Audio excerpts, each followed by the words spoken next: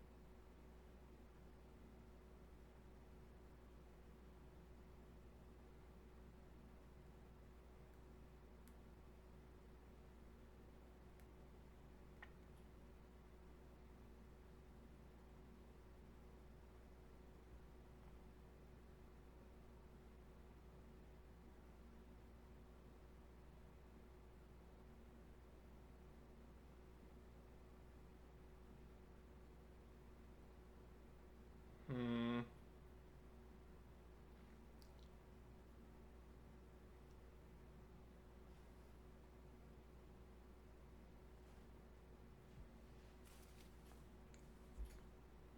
Mm-hmm.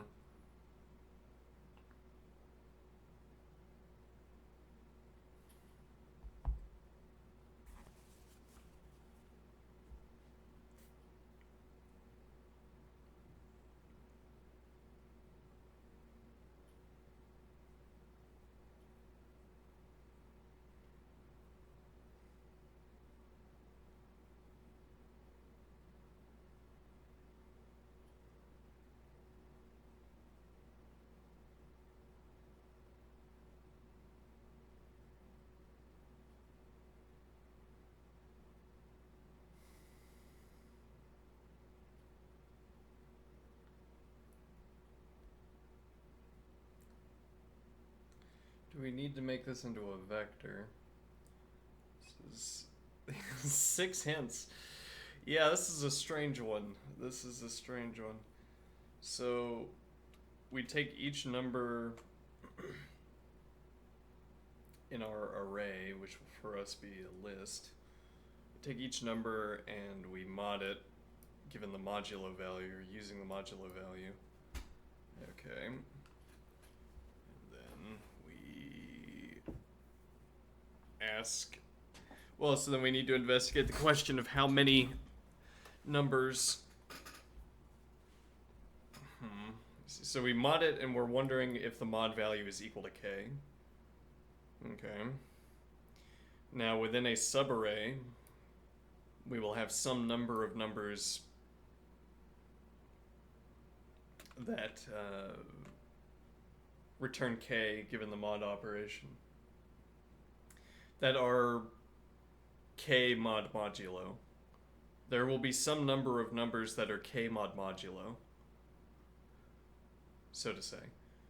Okay, now, so I want to count all of the elements within a range that are k mod modulo.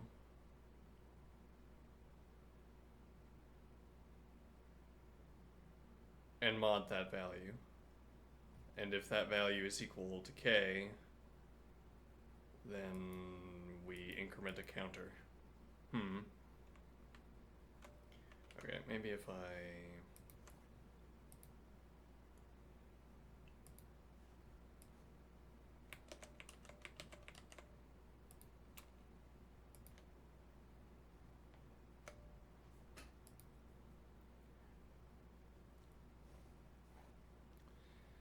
Okay, now, so I have...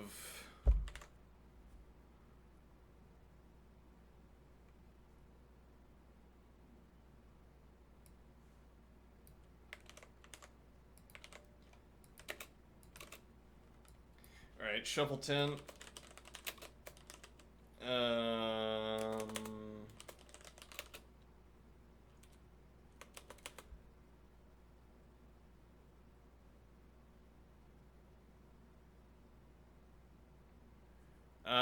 Yeah, I should be able to come up with this. Let's see, shuffle... Well, we wouldn't need to shuffle if we're doing random. /list. I don't know. Let me pull up /list.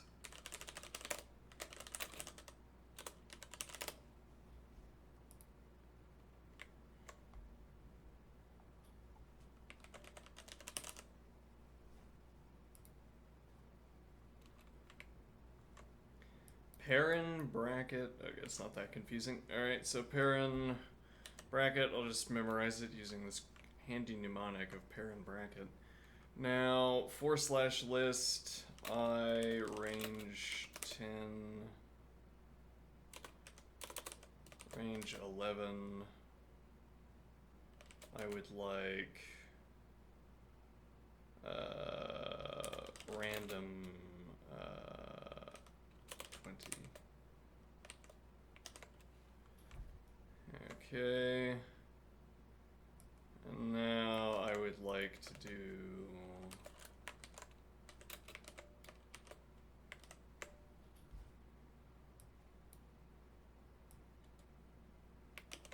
turning this into a string simply so that I get preferable typography in the REPL. Alright, now, so we have a mod value. We'll make that 4. Okay.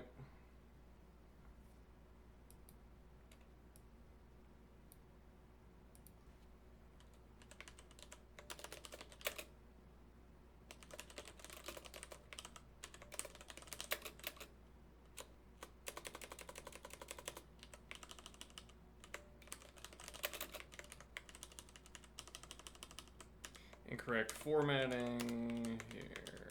Okay. Lambda x mod x. I don't think that works actually.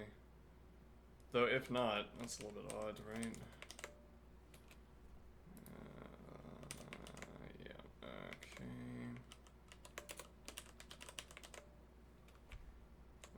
Map that onto A, please.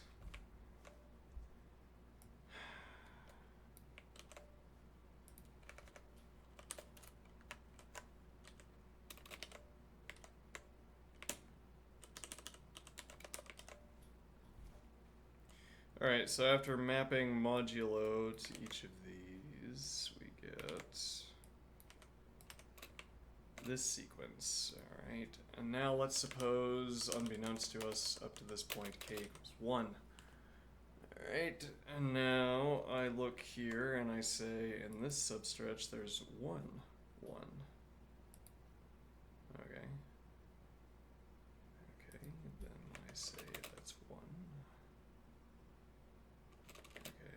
say that's 2, and that's 3, and that's 4, and that's 5, and that's 6.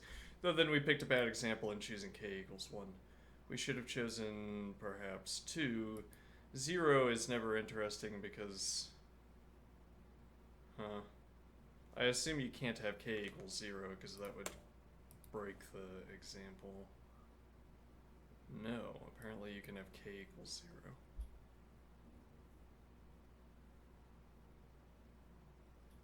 Huh.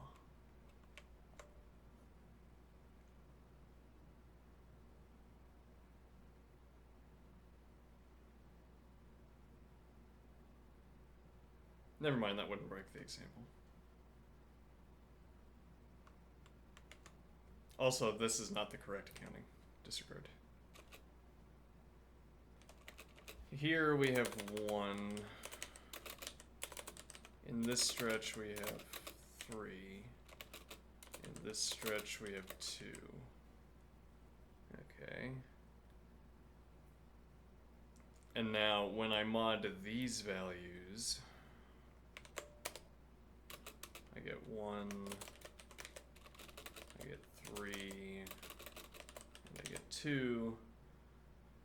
And now I'm looking for cases where this value is equal to k. So this would be our case. So we get 1. No, because we could instead conceive of things this way. 1, 1.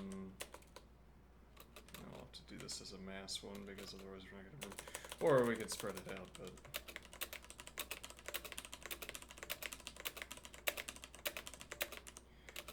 Okay.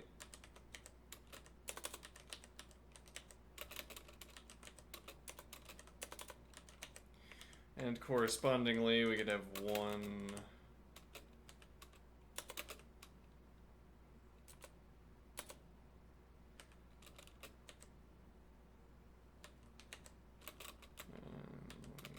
2 is kind of combinatoric expansion.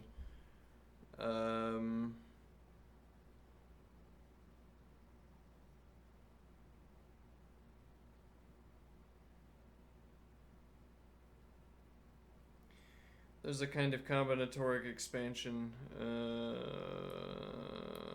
which complicates all of these subarray problems.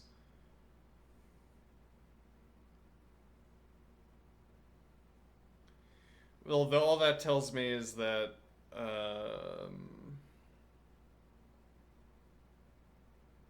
if the k value... Right, so most conveniently maybe would be to say that this is 3 and this is 2. Okay, why? Because then I can say k is equal... Wait, what did I say k was equal to? 1. Alright, now for every stretch like this, every stretch that's greater than the k value, we can do a kind of Windows shifting.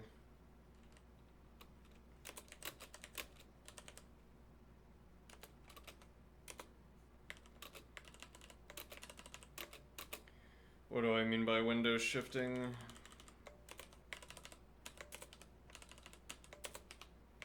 In this case, it's kind of difficult to see what my point is because the value is 1, but okay, 1, 2, 3. Okay. I can shift this under each position. Window shifting when we have 3 in a row and the value is 1.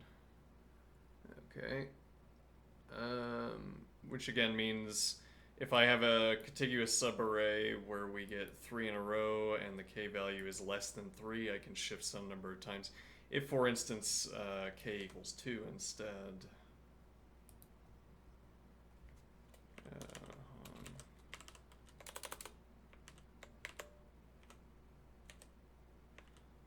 Alright, and now I say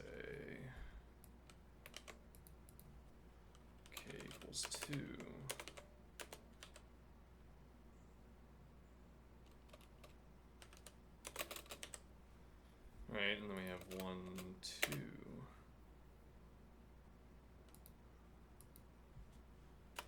illustrate this with.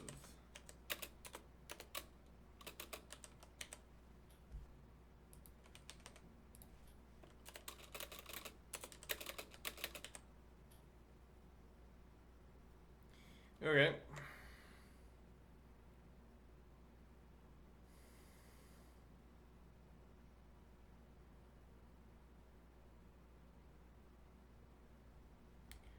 And what do we want to do with that?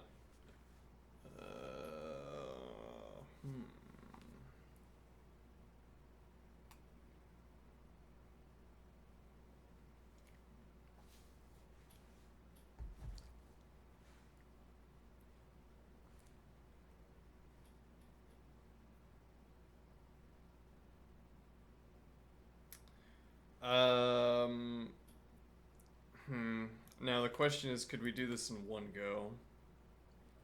Okay, we scan the list once.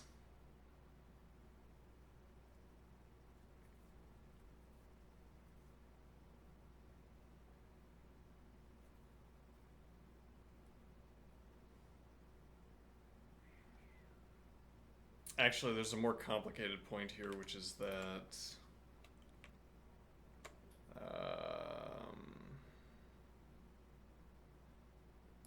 oh, incidentally, up here, this would need to look like 2, 2, and 2. Where that would be at this level, I guess we could put those in parens.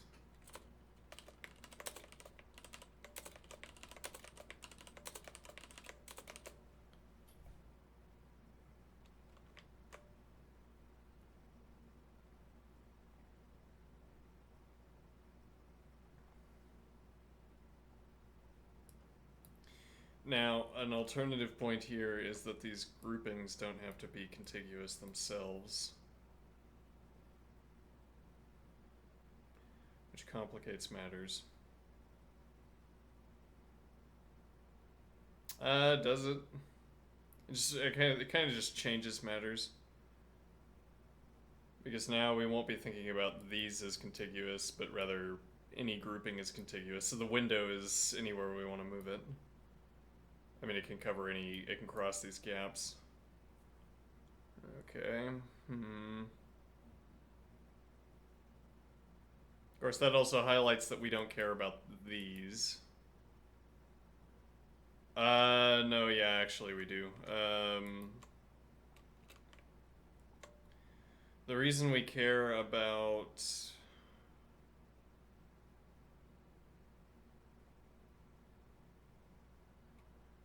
The reason we care about these empty spaces is that they tell us how many combinations we can choose when they are at the edge. What do I mean?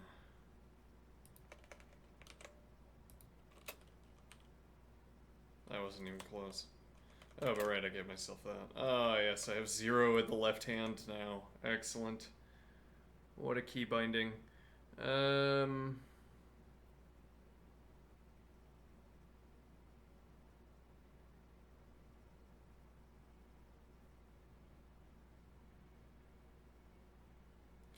Alright, so the point we want to make here is that... Let's say it's mod 2.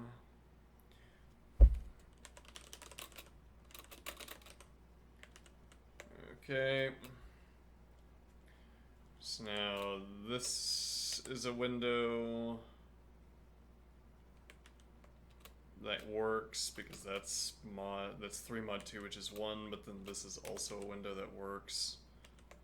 And this is also a window that works.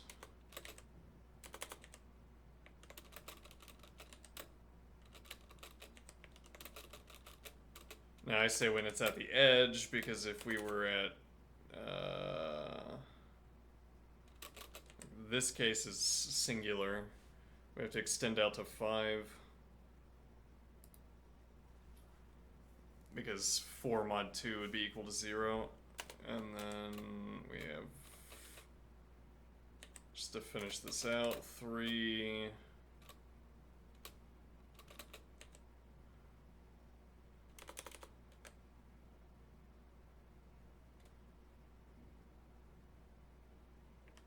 And then there's also the individual cases.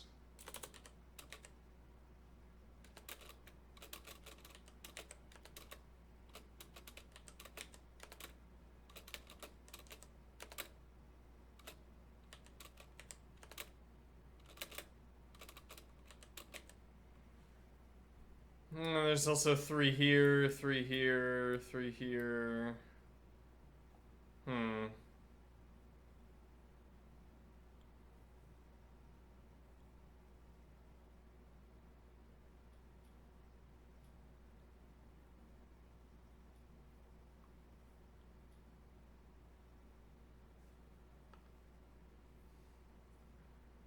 So that sounds complicated.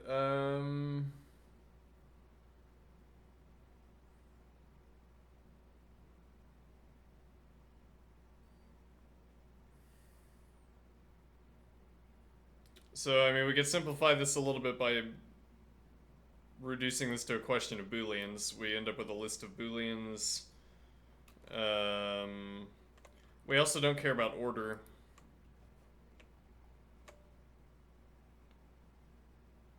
Useful ain't, so...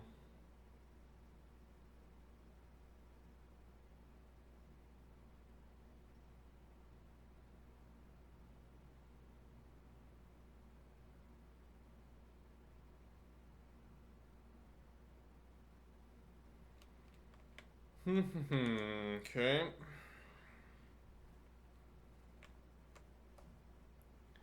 Well, first step, we want to cycle through the list and get our sequence of booleans.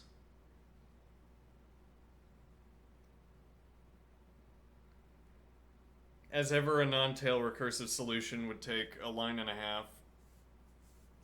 Probably. However, we don't do non-tail recursive solutions, so... What, you think I have 64 kilobytes of memory? I have 32 kilobytes of memory.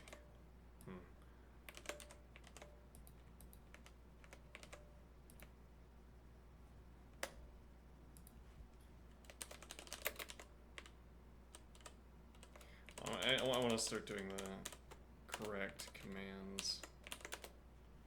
Though having Control-Alt for that, I wonder, maybe I should do Control-N. Ah, no. Oh, horrible. What did I just do? Ah.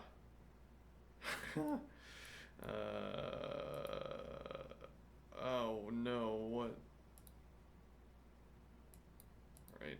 I need to unbind, like, everything in Racket. I think, actually, I would make it... This would make it for a better...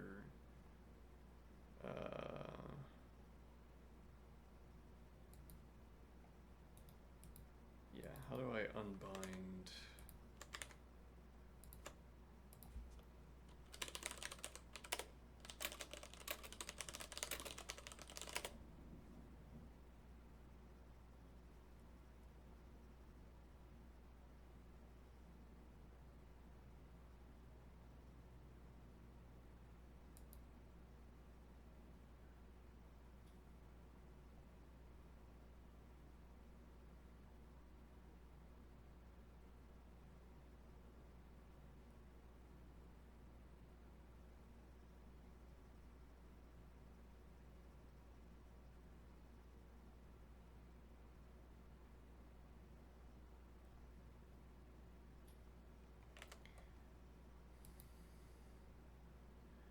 Yeah, I'm thinking if we disable all of the key bindings and add them back in as I find that I need them, that would be the better approach. Like, I'm afraid to... there are key bindings I want, but I have to go to such extreme... to such extremes to avoid overlapping with the current key binding.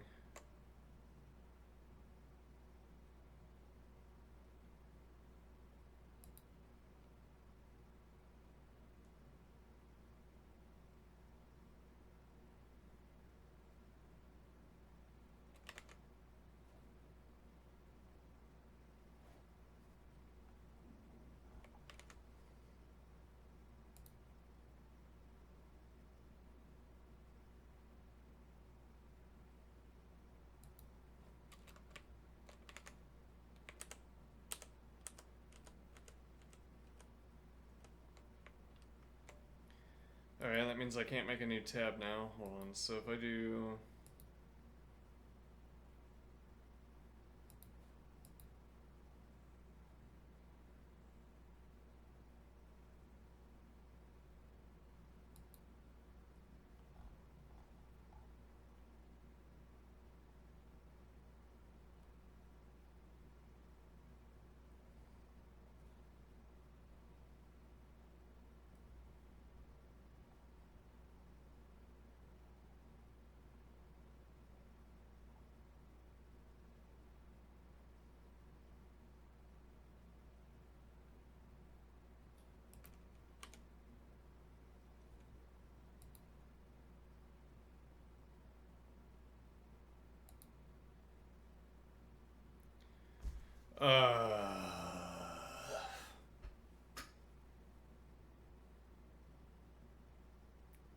Choose a file containing key bindings. I don't know what it makes it impossible to put key bindings into menus, but okay.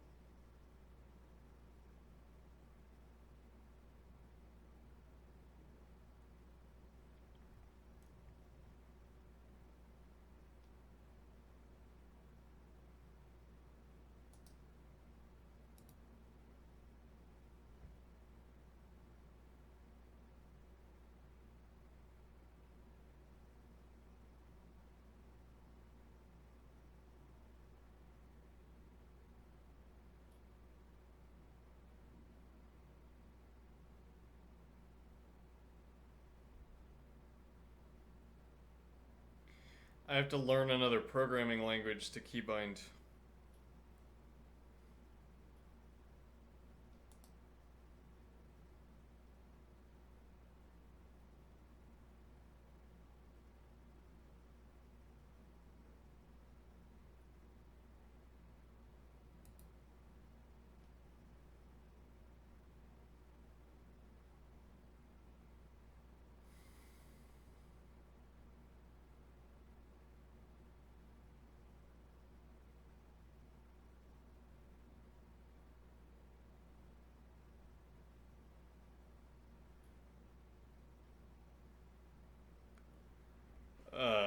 So tedious. Oh, it's maddening.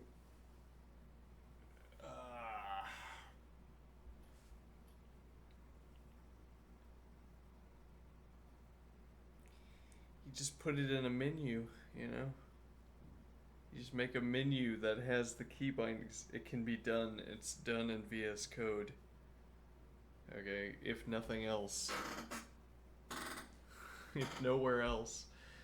It's done in every video game. It's done in every other piece of software that has key bindings, custom key bindings. You just go into the menu and you type in the new key binding. But here you just, everything has to be so extra fancy. We have to learn an entirely separate programming language to keybind keys.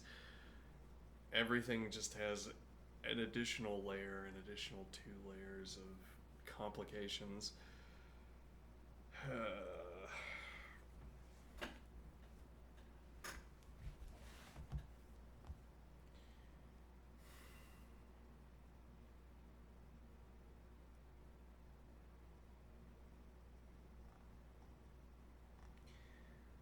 Yeah, so I mean, I want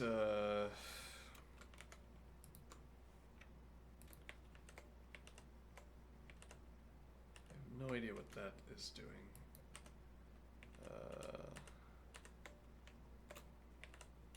Weird.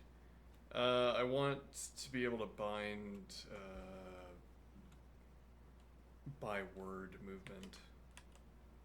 So I have up, down, left, right. I have beginning of line, end of line, and now I want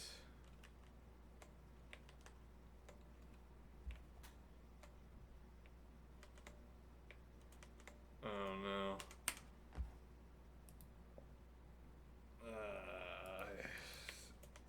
I've removed my undo command. Hold on, this is really disruptive. Let's see.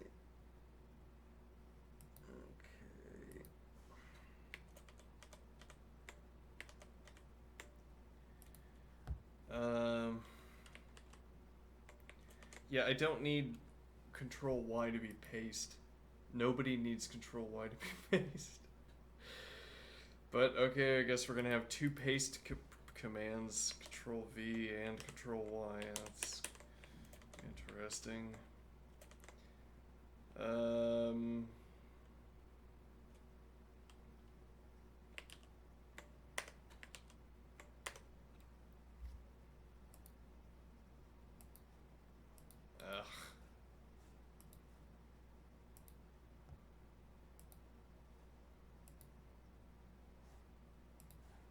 We're just gonna have that down here, unclosable.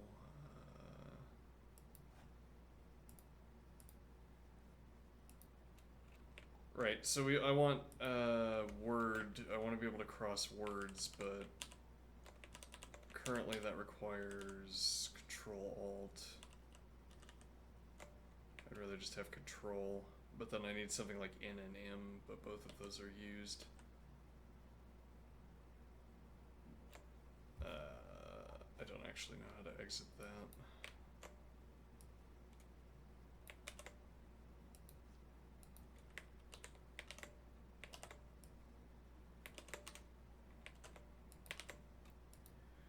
Okay, well, whatever. We'll get used to a keybind I don't want to use because everything is taken by the system on keybindings I'll never use.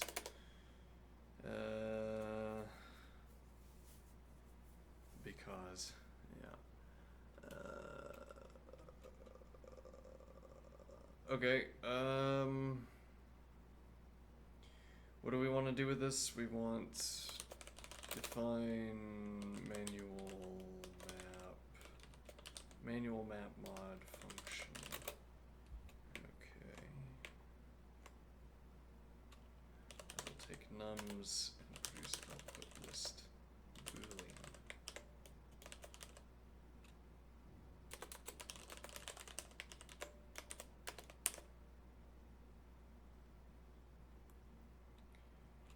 Okay. Wait, why do I need to manual map? I guess we're not doing anything fancy here, are we?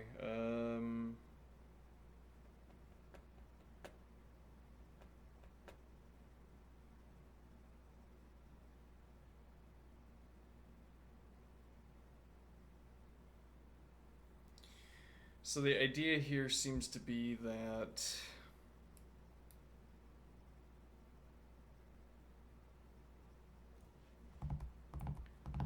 let me think here. Yeah, I don't think we can do more than one useful interaction with the data on this first pass. So that would suggest simply mapping. So map plain lambda integer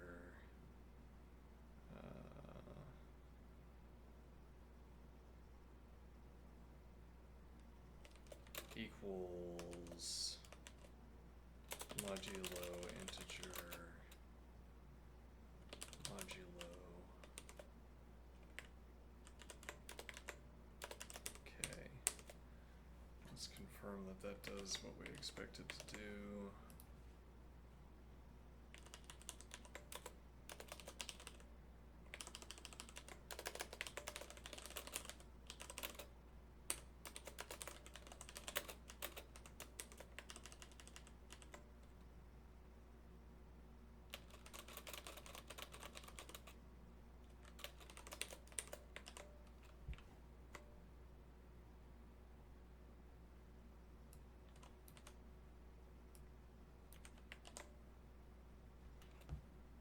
True, false, true, false. Alright, that does what we want it to do.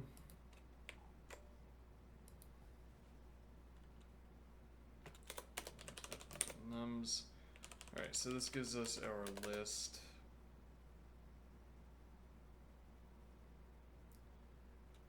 Okay. And now what are we doing with this? So I think the tricky part of this is that, let's see, our modulo value, if our modulo value is restricted, there would be an easier, a more obvious solution.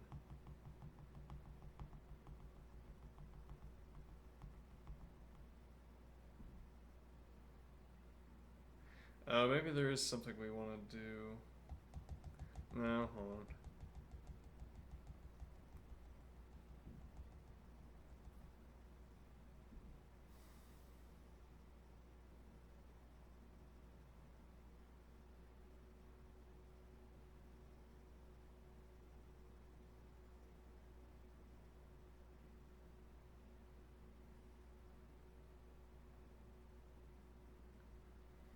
We could keep a hash table of all of the modulo operations we had to perform.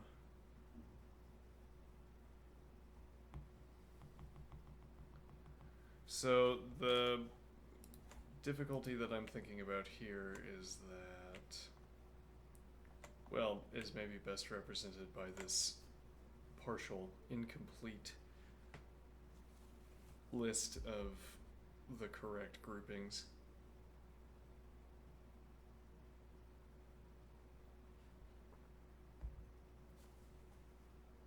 Okay. And the way that this partial incomplete collection or listing out of groupings, alright, the way this highlights the problem,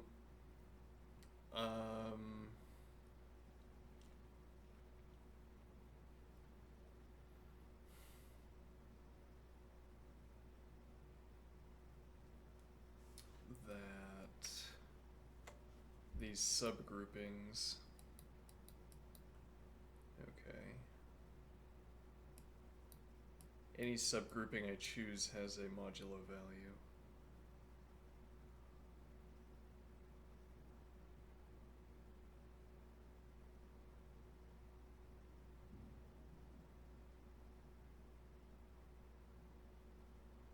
Let me think here. What point is this trying to make? Any subgrouping I choose has a modulo value.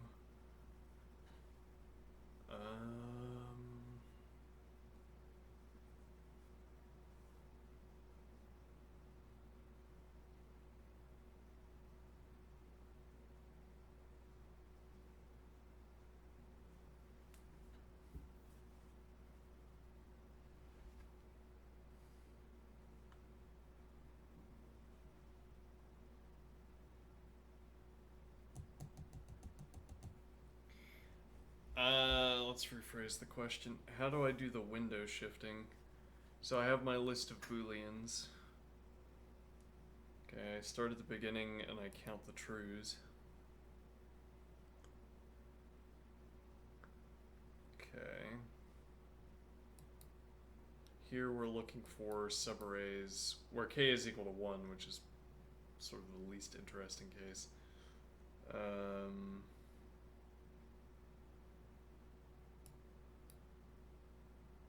Least difficult case. So let's say let's see.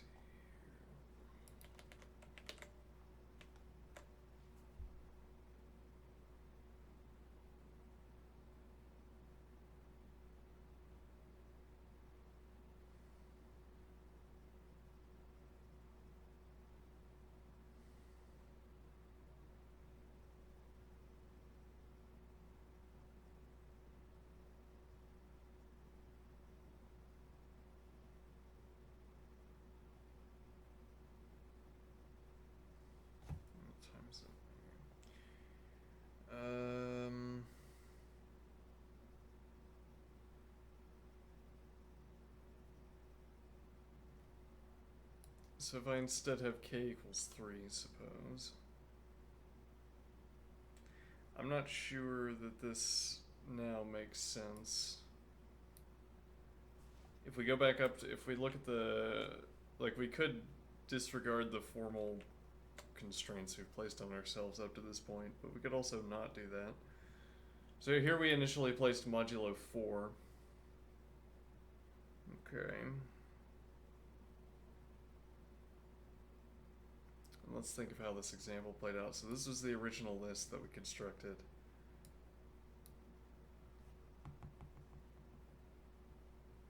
Alright, though we could also, yeah, we could also start over.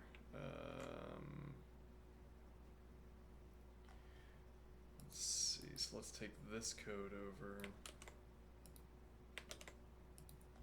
And also this code, very important.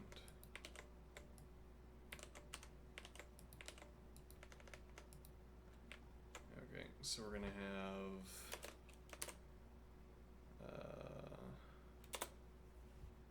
let's see.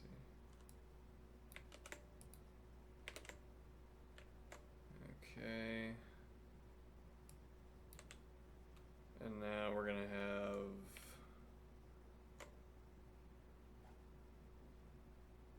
equals integer modulo. So this is gonna be 4.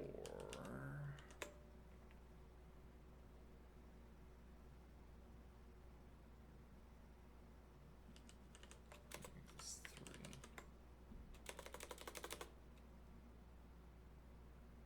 And the modulo value has to be greater than.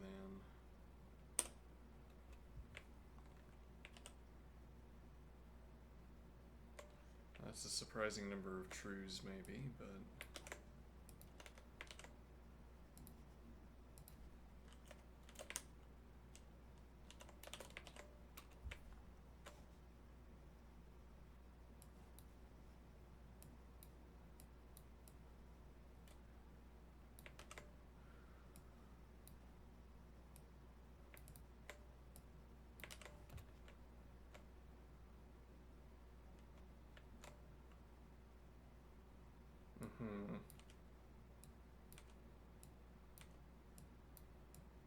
Okay, then I had as well just manually spaced it myself. Oh well. Okay, now.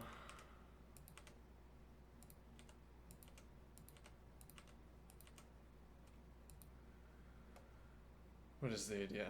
Alright, so we have our sequence of T's and F's. This would be easier to read if I did zeros and ones, but whatever. It's useful and efficient that we can do this without an if statement in our lambda expression.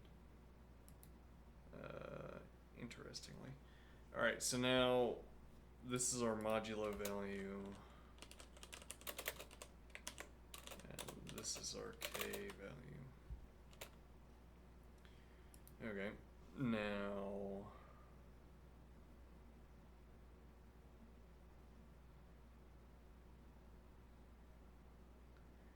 So the extension of this problem is that we have 1, 2, 3, 4, 5.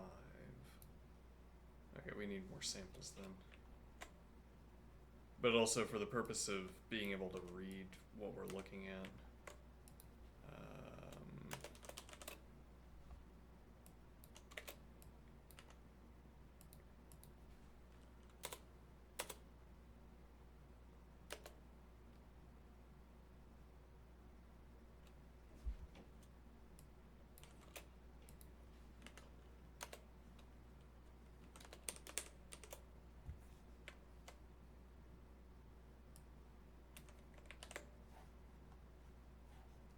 Alright, and we're gonna do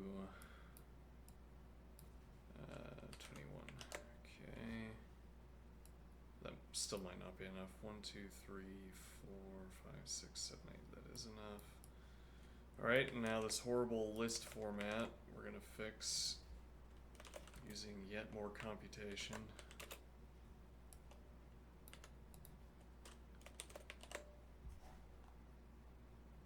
Imagine somebody with a Commodore 64 just casually converting that into a string to get the text formatting correct.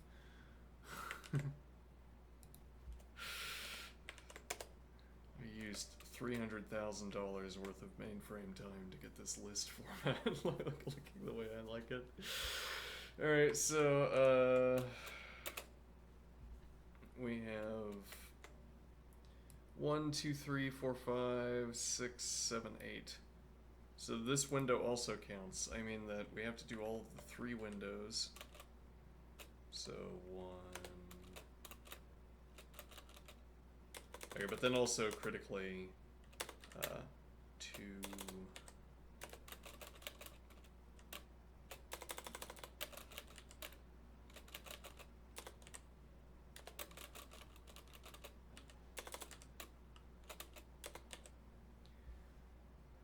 Yeah, which might give us some kind of hint as to how this should be done.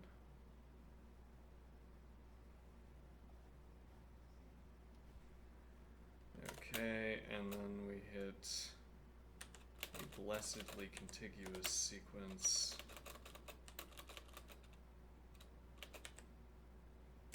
Okay, but then we also have to do this. And then I'm going to do dot dot dot.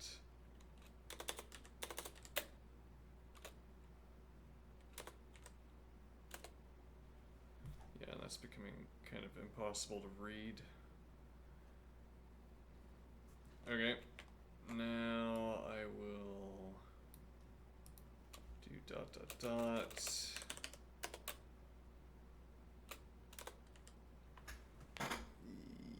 Yeah, difficult to read. Alright, now I will say that's the end of that loop, but then there's another loop we have to do.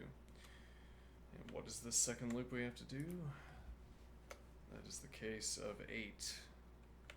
Because 8 modulo 5 is equal to 3 as well. So 1, 2, 3, 4, 5, 6, 7, 8.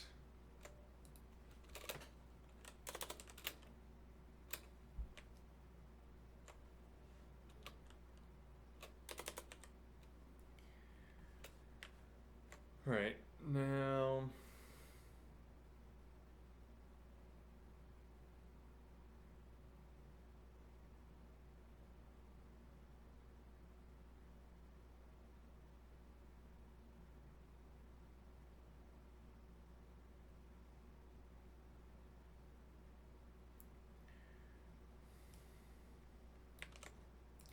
so that step is going to be difficult to handle.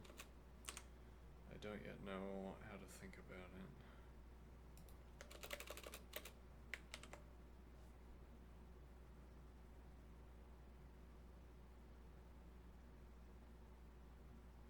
I guess the idea is that you keep stepping up to the next mod value until...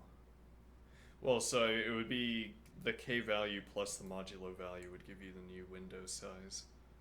So you complete the window shifting, however that's done, you complete the window shifting with 1 window size.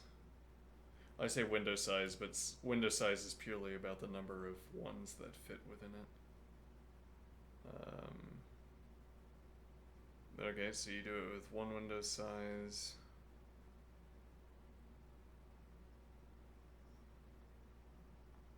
Actually, yesterday's problem, properly conceived, also handled a window shifting question like this. Yesterday's, I don't know, a lot of the problems recently have been about something like this. Actually, there seems to be like a theme each month for the for these problems. Not like a dead set theme, but here we've done a lot of window shifting and subarray questions this month.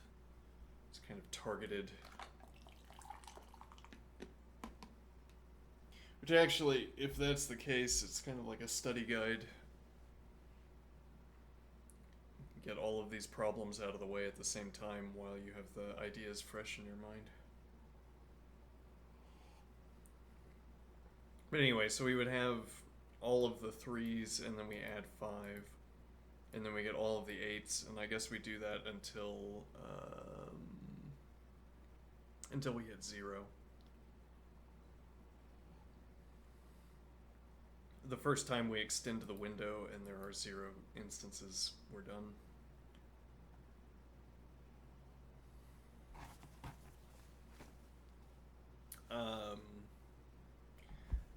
Do I want a vector instead? I feel like that would make the window shifting easier. Strictly speaking, do I have to have a vector? I don't think so. I'm not even sure it's more efficient to use a vector. You'd think it would be, but the list operations that you can do are pretty efficient, I think. Okay, can I create a vector as the output of a map? Though then that might be under list operations, maybe.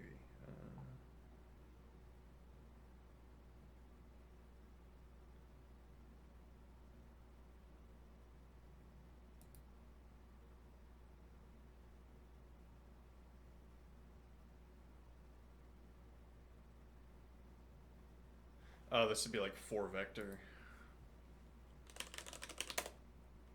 That would be here.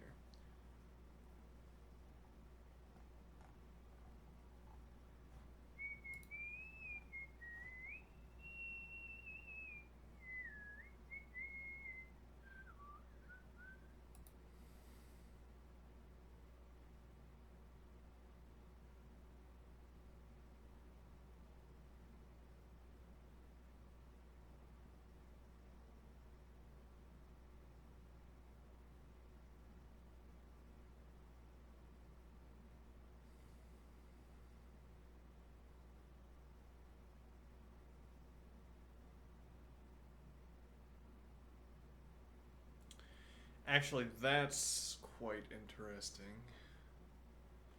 What? So, if the optional, so this is 4 vector, this would produce a vector given a list after cycling through a list.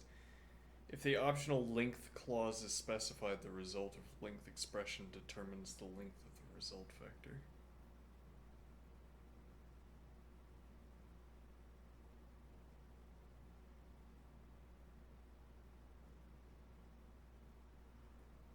And the point here is that this gives us a way of doping our vectors. Or rather, it gives us a way of,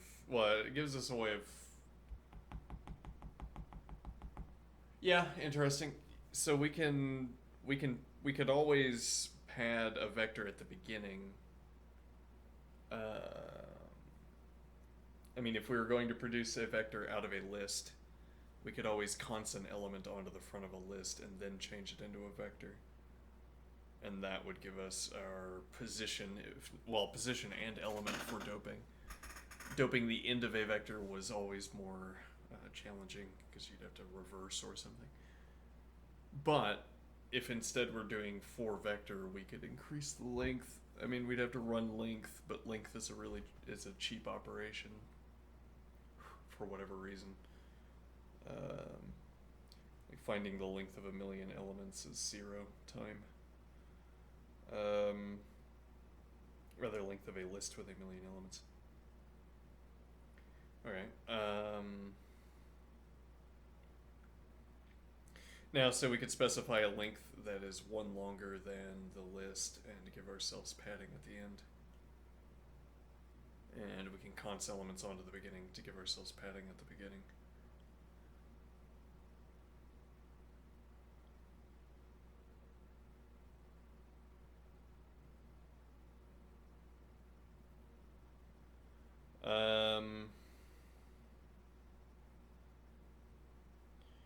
Now, why do we want this exactly? I forget. How can I close?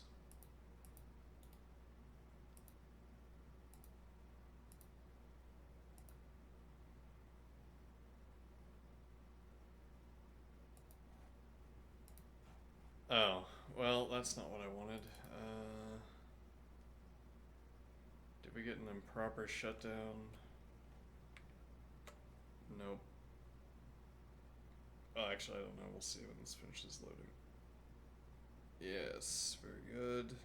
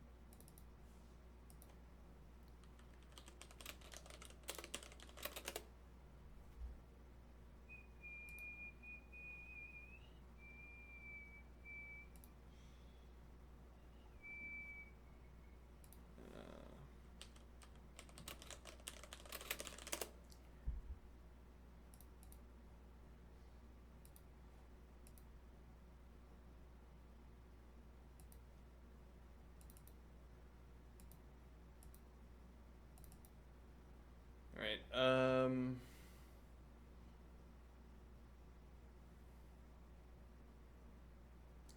right, so we could take our list and run a vector. Create a vector out of it.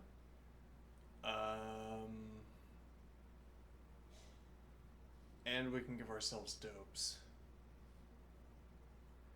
Though again, we could already do that if we're interested in doping the start of the vector and counting backwards, which is reasonable. The length remains the same anyway.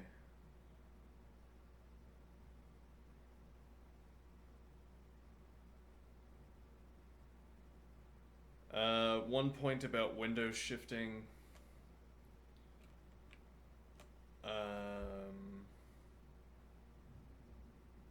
Yeah, this unfortunately forbids the kind of window shifting that I want to do. Let me see. Let's delete this one and then make this observation that dot dot dot, and then we have here. Okay. And then we have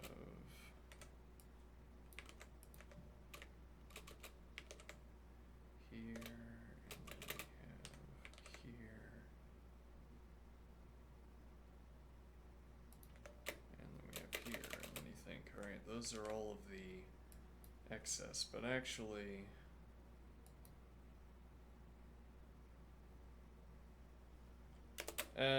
let's also capture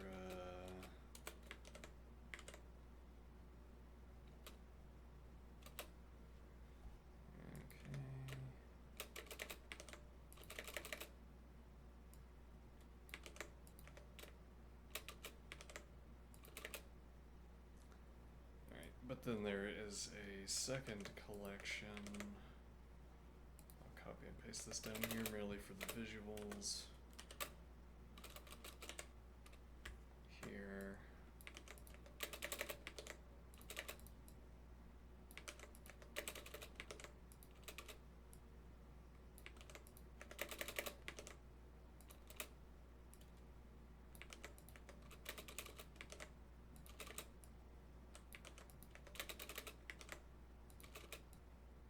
And then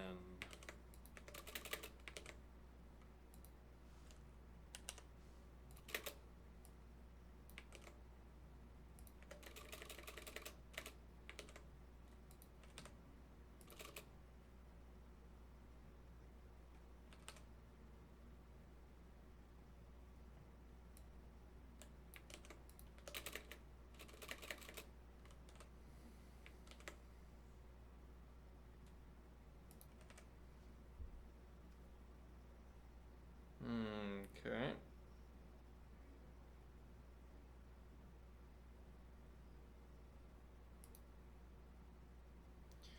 Now, so the idea is that we have to do all of these window shifts around a triplet.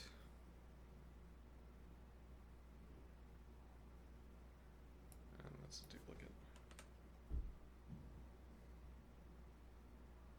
Rather, we have to do all of these window shifts around a valid contiguous sequence.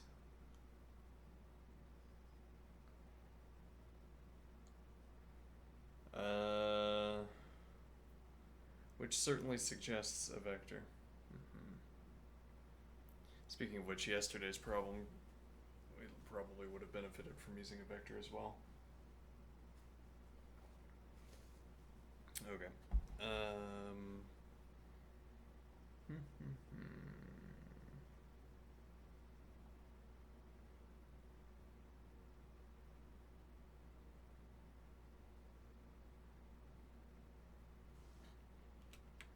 Now the task of actually coding this up is daunting.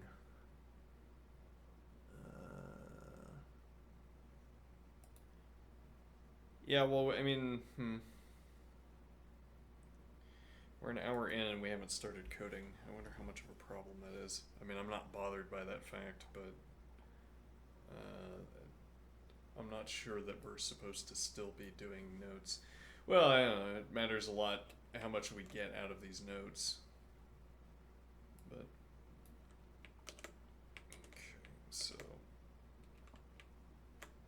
contrary to this example, we're going to use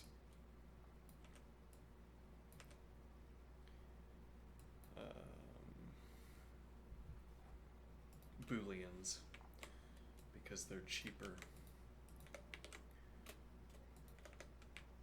and it doesn't make any difference otherwise. Alright, so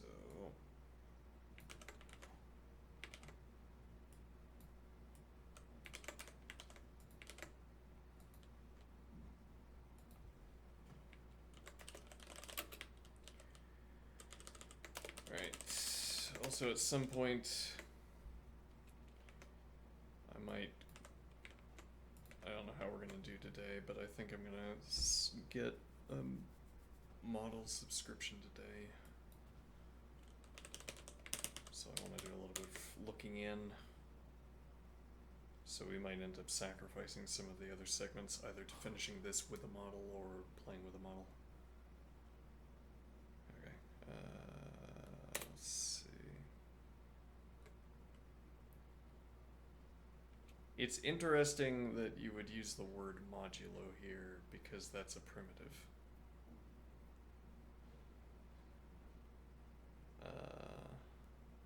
Which is going to introduce a bit of a conflict.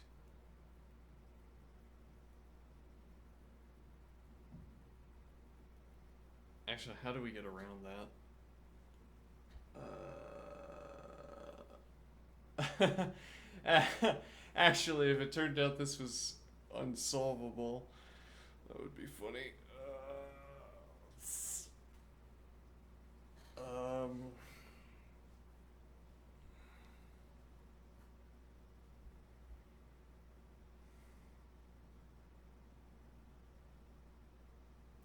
Well, is modulo the same as remainder, or is there some case where that's not true?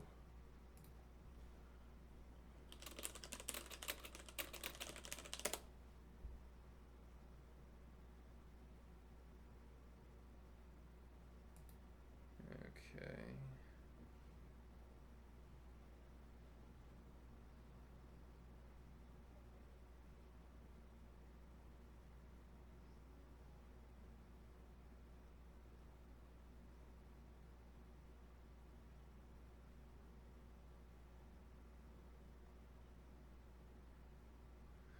This person says not the same and has a pleasing color distribution in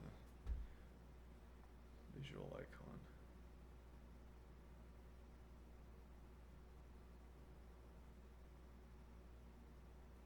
Yeah, that's what I'm worried about, the implementation discrepancies. Hold on, let me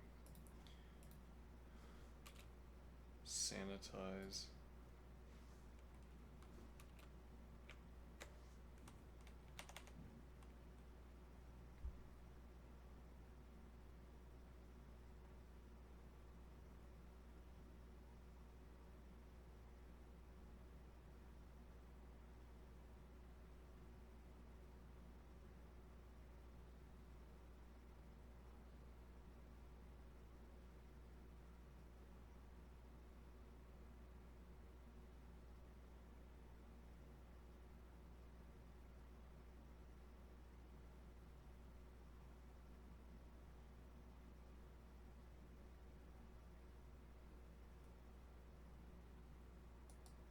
Never mind.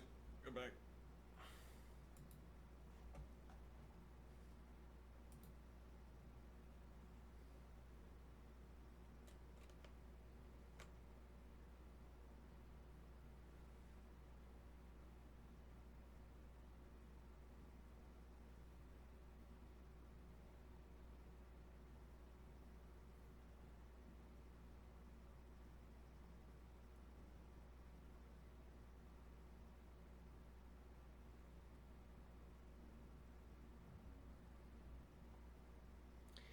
I'm afraid that's a little bit too much to read.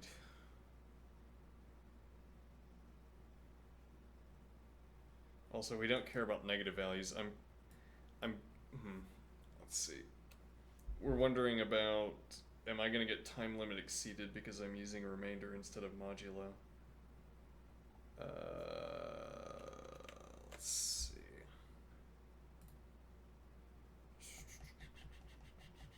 But then I can't ask about implementation differences because that's going to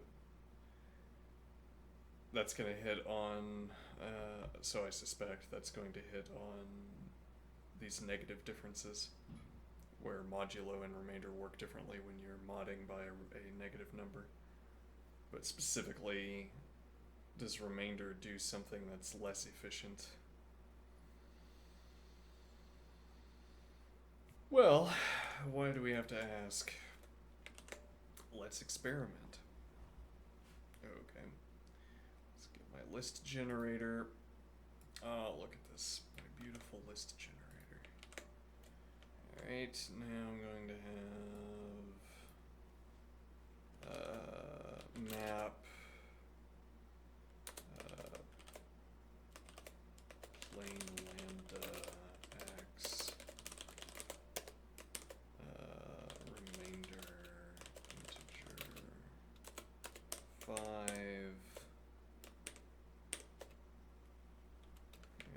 Okay.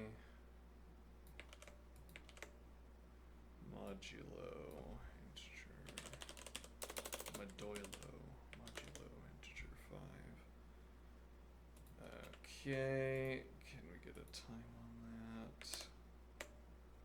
Right, we want to map that to A.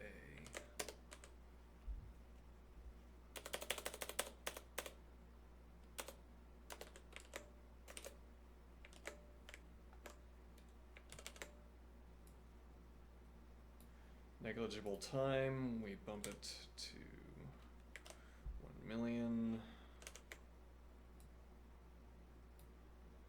46.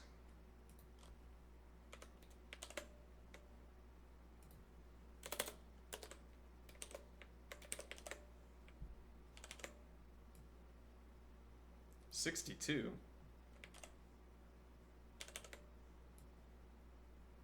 78.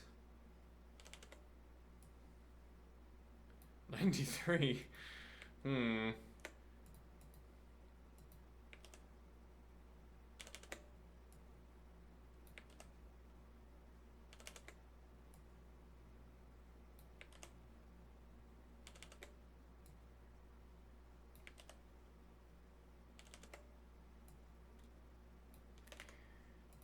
Is modulo faster than remainder?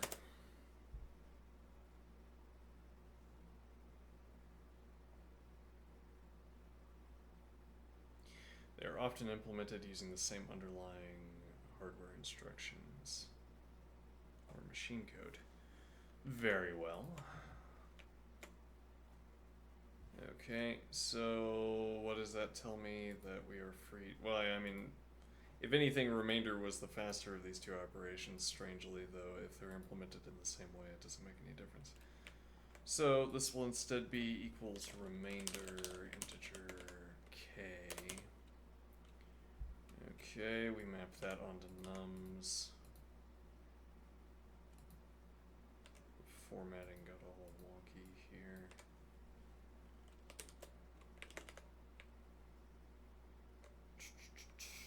And we want to pass that into a window shifting operation. No, we want to make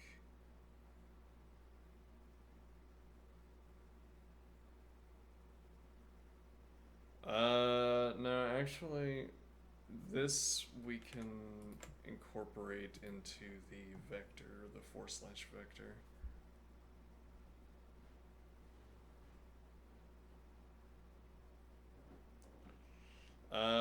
Is there any use to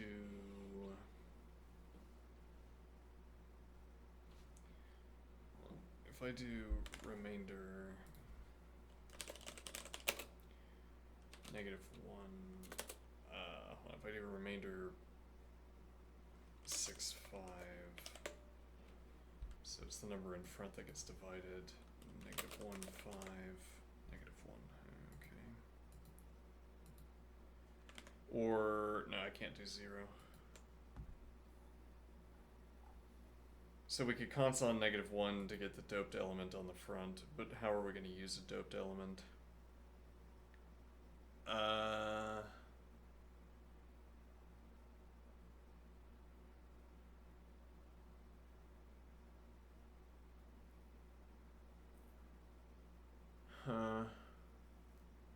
So actually we're getting booleans. We don't want to have -1 because that would be failing all of my comparisons.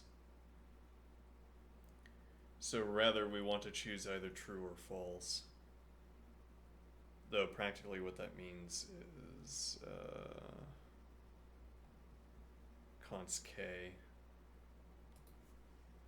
So supposing we think that there will be fewer numbers that are true, that output true in this case, we'll const k onto nums. Okay, now we have const k onto nums, so that when we run this operation, there will definitely be a true at the front of the vector, so that we can guard our termination behind true outputs. Now, if what we want is to maintain the structure of the code, we would prefer to guard our termination clause behind a false, because we don't want to use not, the negation, which is inefficient. So we want to start our const stack, our condition stack, our antecedent stack with Boolean check, in which case it's true is the Boolean check, but then if it's also our termination, we're going to have to put an if under our first antecedent. So we could put const sub 1k, and now I can start with Boolean check if vector ref, and then otherwise I can ask is position 0. Okay. Sure. Now, we don't want to map this. Rather, what we want to do is for /vector. Alright. We don't need to specify the length clause.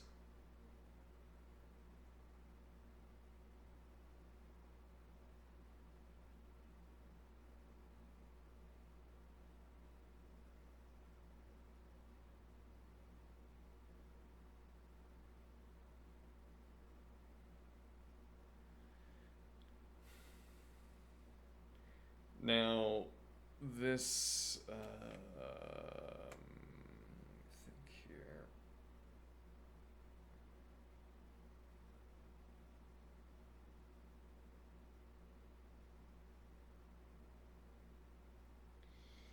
I assume if we don't supply the length, then we're going to get, if we don't supply the length, presumably the primitive operation takes the length of our list and doesn't do something horrible like creating a new vector with every element, surely. Though then it's a bit odd to say that if you provide the length argument, the iteration could be performed more efficiently. A bit odd. Well, so I mean, the efficiency saving here is that if you already know the length of the vector, then you can provide the length value so that the programming language doesn't have to run length.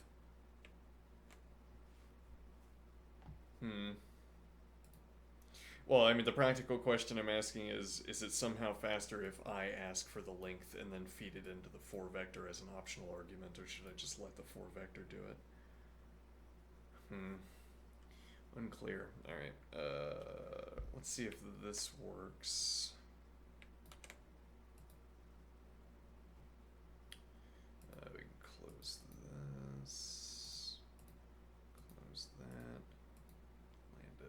sequence of trick shots on these x's. Alright. Now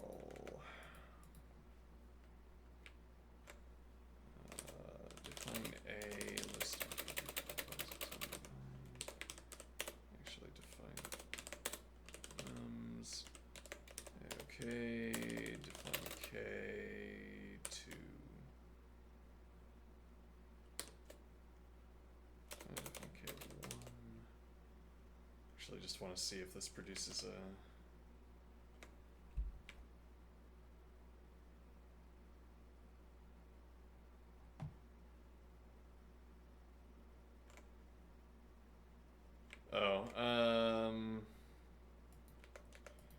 right, so you have to do bracket parent I nums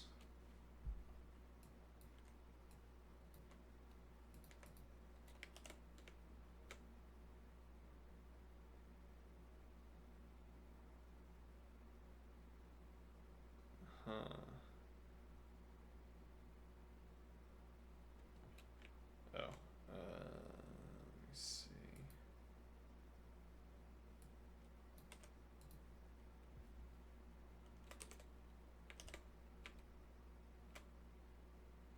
Hold on.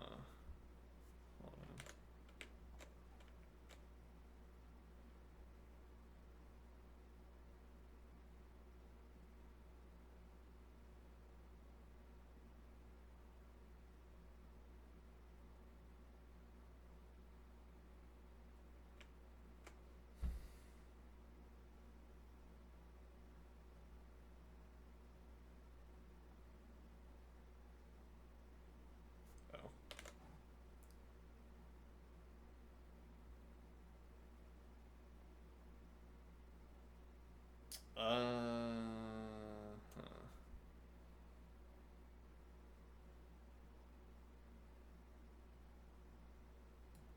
Yeah, I mean this should overwrite the bindings, so I don't think this is gonna work. No.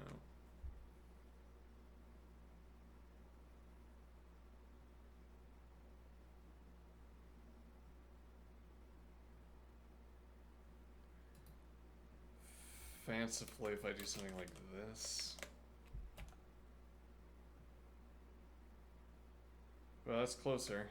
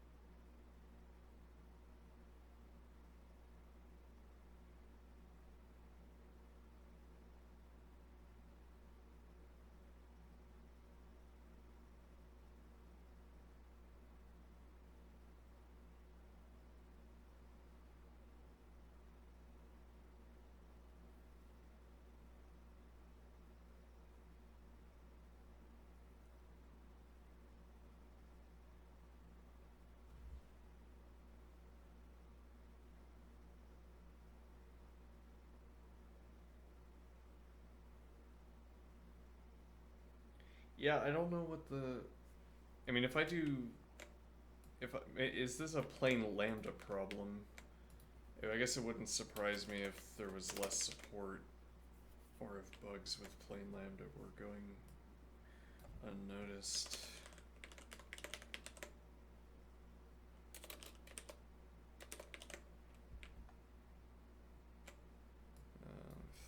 Let's see here. No, it's not a problem with the.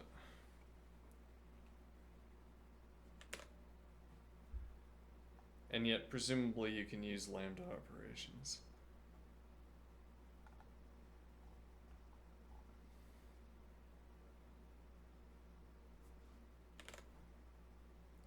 Like if I did /list items.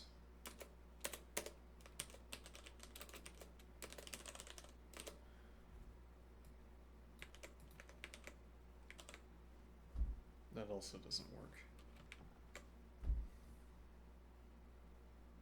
Oh, but why am I doing a lambda expression at all? Well, I mean, I guess it shouldn't matter, but yeah, reasonable question. We don't have to do a lambda expression. Equals remainder.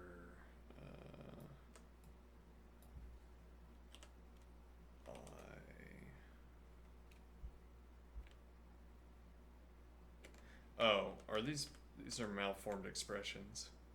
Remainder integer what? Interesting. It has a default value, which is 1. So this is actually doing what we want. No, it's not, because we want a boolean. This should be producing a boolean. But okay, so equals remainder integer. And then we need...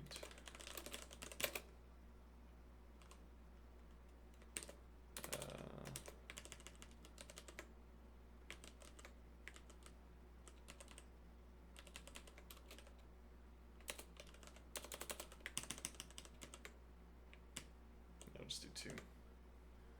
It was still not producing booleans. But okay, if I don't do this with a lambda expression, but I instead do...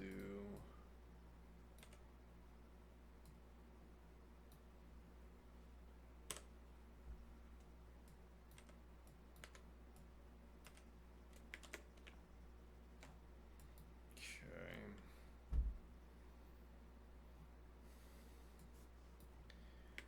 There is our vector.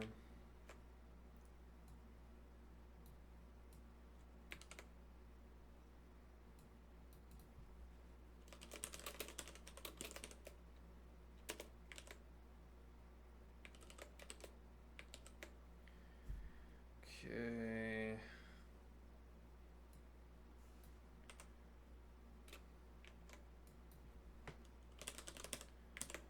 Also, it would be modulus.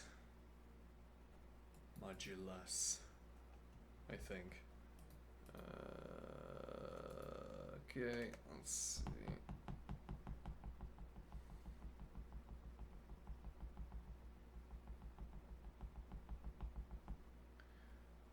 Well, that that took a lot of mental effort. All right, I'm gonna take a break here after all that work. I'll be right back.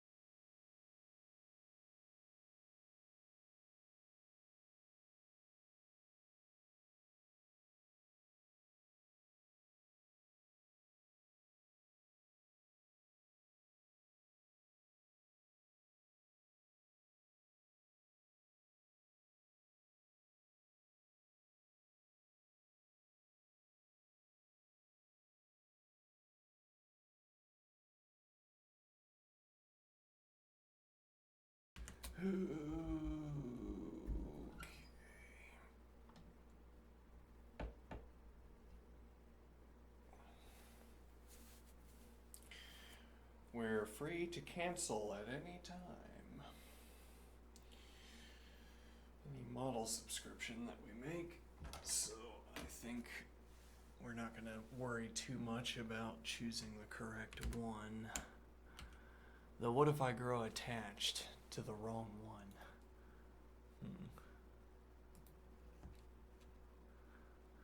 Then I suppose there will be a detachment period.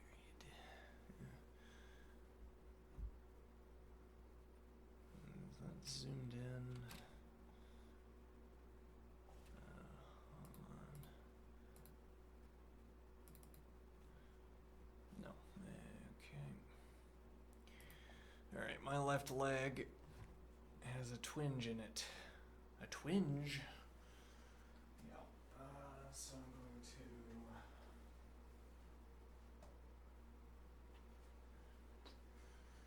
I guess stick with upper body and then abs. Okay.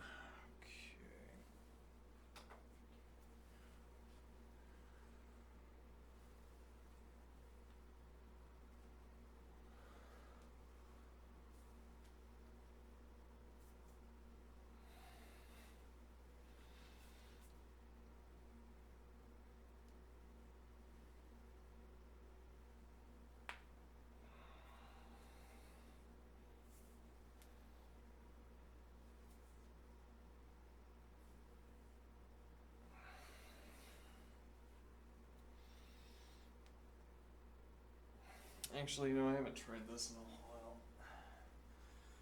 Well, really, since I've had the camera on. Is there any awkward muscle angle I could identify here? Yeah, well, I mean, the other point here is that I don't want to use equipment. But, useful equipment. But, yeah, I don't want to use... Anybody could follow along at home. If so motivated.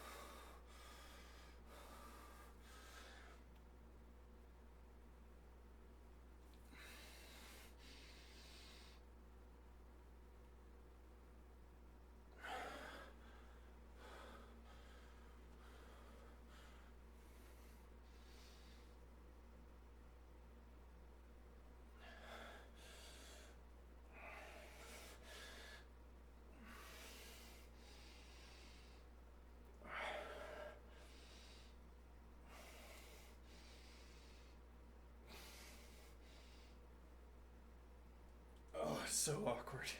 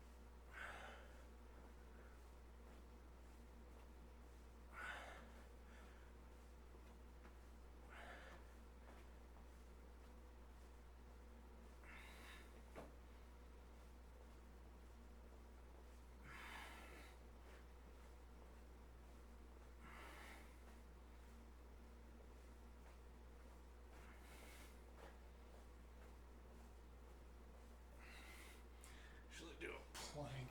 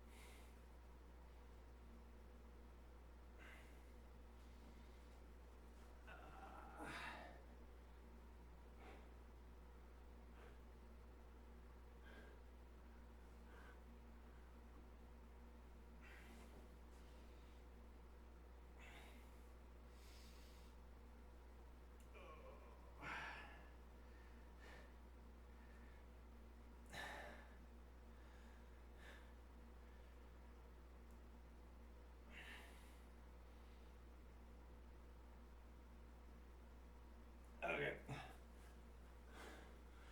Okay.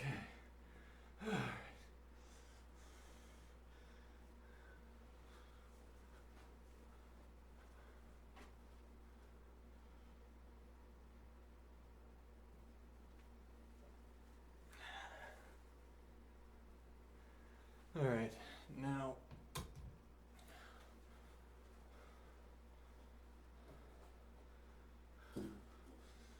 let's spend a little bit of time asking questions about these models. Okay.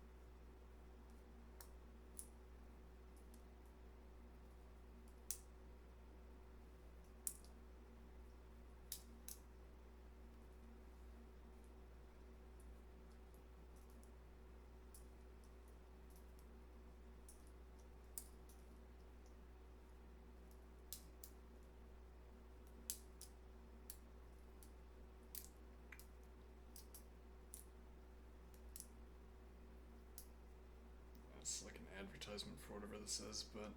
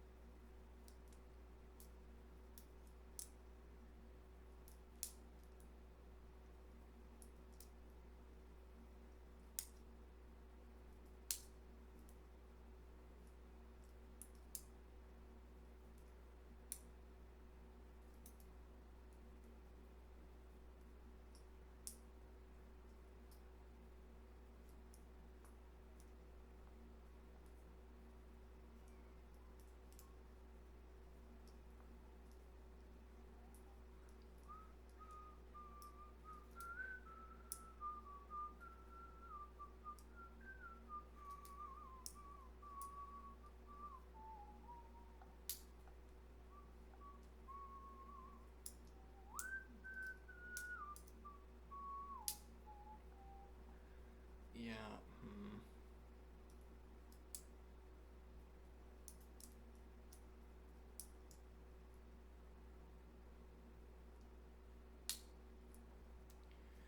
I guess we'll find out what that is. Again, that was like an advertisement, whatever.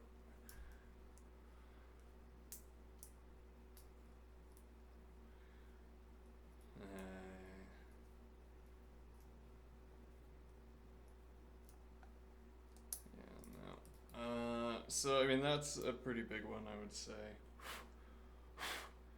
And I could get, let's see. I'm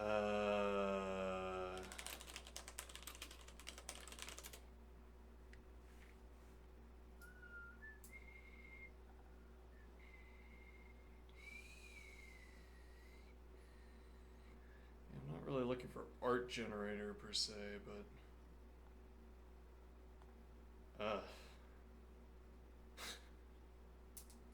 yeah, I feel I've mentioned this before, but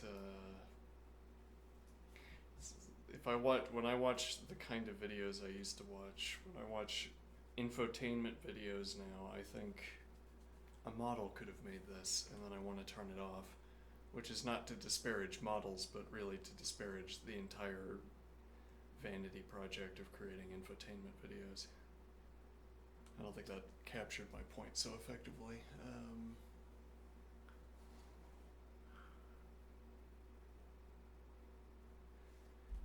I see these faces, like this face here, and I think, did a model make this?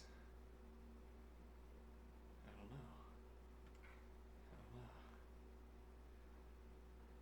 know. I think I might just be mixing up a few points because I'm tired and sleepy. Is this like, I don't know.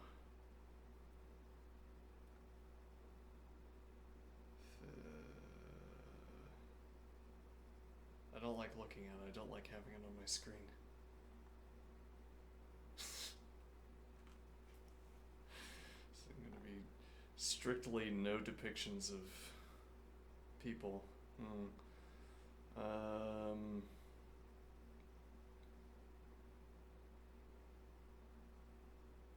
Yeah, so we could get a subscription to a generative model for images, but ChatGPT does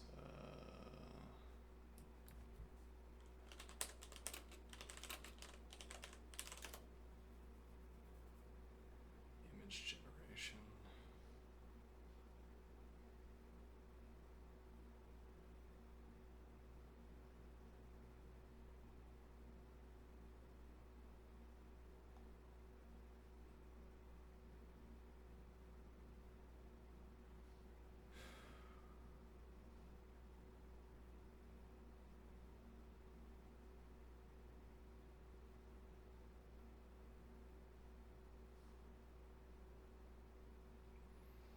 Yeah, I mean, I want to be able to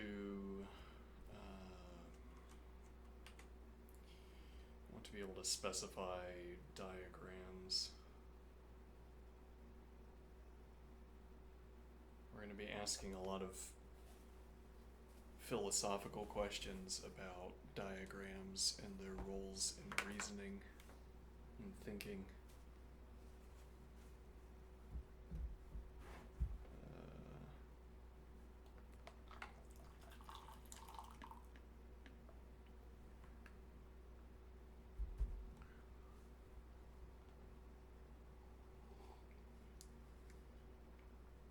So I want to be able to generate arbitrary diagrams.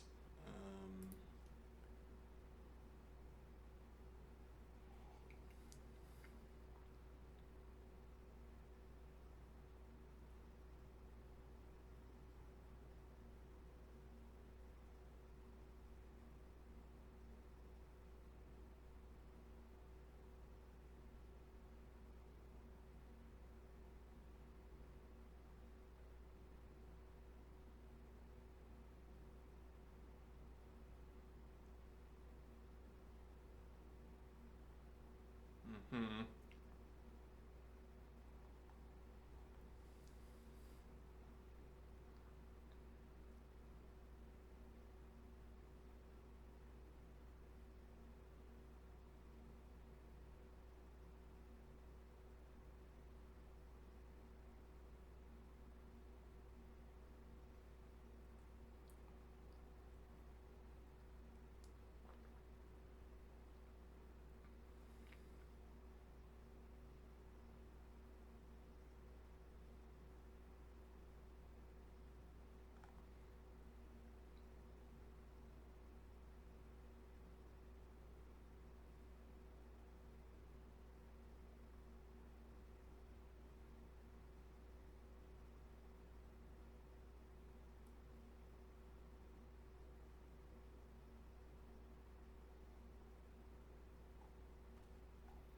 Does this mention the text? Because what's more worrisome is this text generated. Worrisome, I say.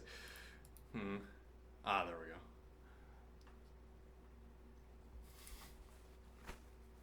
go. No, I just want you to hallucinate the text.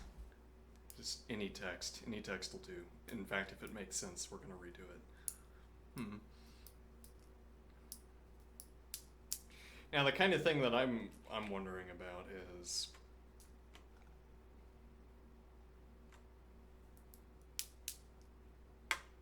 forearm muscle, okay, and this hand. Do they together produce these letters? Strange question. Also, point, tip of marker. Yeah, I mean, the rounding in these letters on the tips of these, like here you have a kind of serif, which is what you would expect out of a marker, but you would expect more of that serif. Is that true? I don't know. I think so, probably. It might not be, though. But okay, is this really marker text? How would you know? Well, there are going to be certain tells as to whether this is marker text or not. The rounded ends are not a good sign for this being real marker text. But also, given forearm muscle, given hand, etc. Anyway.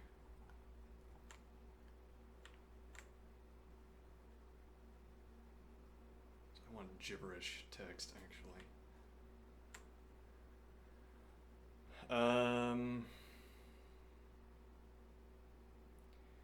Yeah, we might try this until Claude gets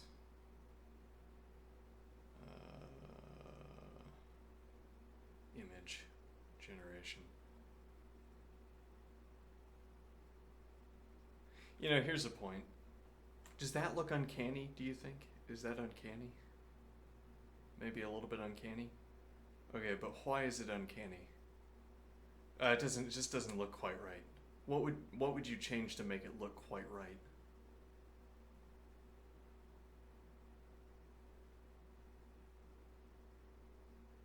My point here being, well, actually, this was most obvious. I was looking at an AI-generated video, and it showed a bear eating with chopsticks.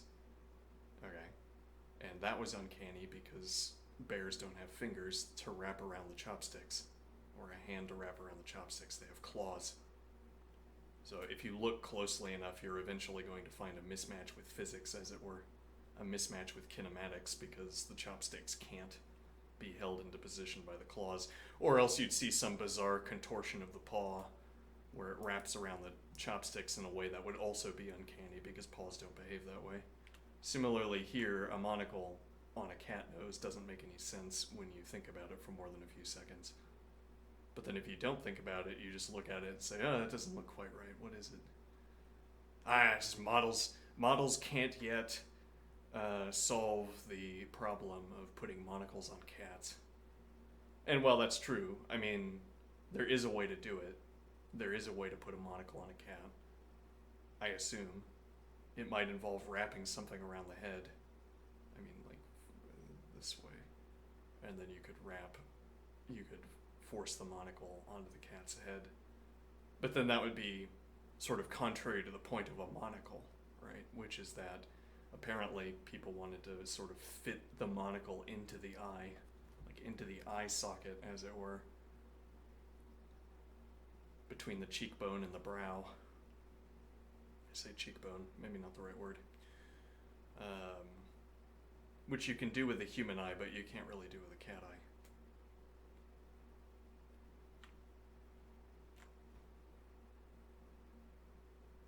Anyway, but the point here being that some of the deficits of image generation are not due to the image generation itself, but due to the fact that humans have unreasonable expectations for what can be depicted faithfully. This cannot be depicted faithfully without introducing some additional mechanism that makes sense. But this is the same complaint that I've had about something like cosplay. It's why all cosplay looks bad and amateurish.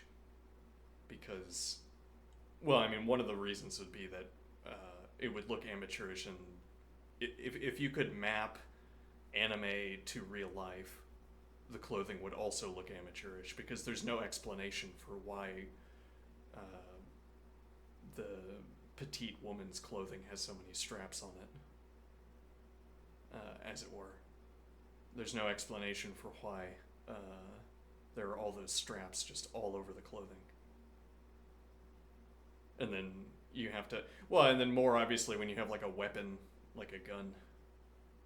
Okay, it's like, why does it looks ridiculous in real life because there's no real life explanation for why you would have all these add-ons attached to the weapon. Or recently I saw a picture of a computer case. A steampunk computer case. It had gears on it. Why? It's the steampunk aesthetic is like exposed brick and exposed gears, okay? But the corresponding aesthetic is not to slap gears onto a graphics card that do nothing, that are pasted in place. It would be to expose the circuit board, okay? That would be the correct mapping, as it were, and not the blunt mapping of putting gears onto a computer case. That's not the correct mapping from steampunk to the real world.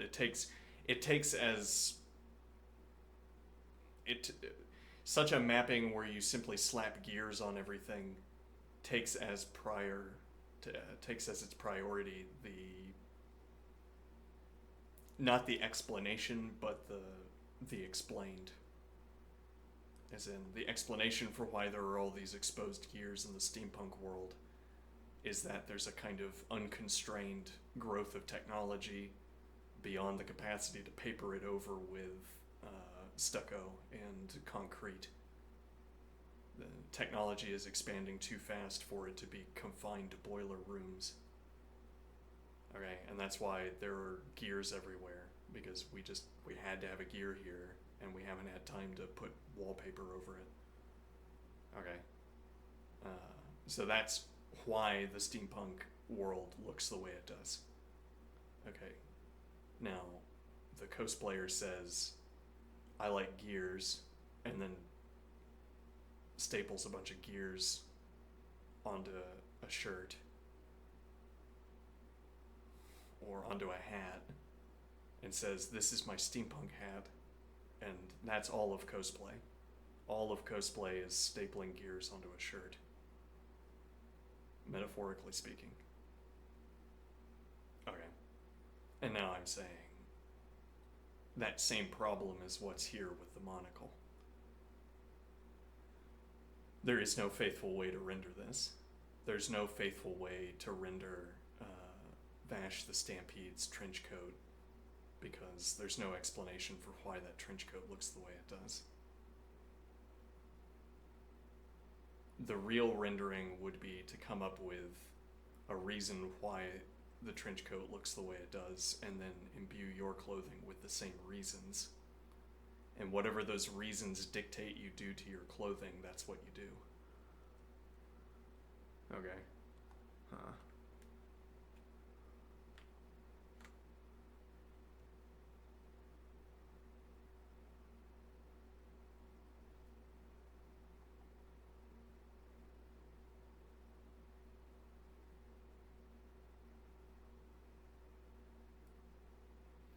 Alright, yeah, this is, I'd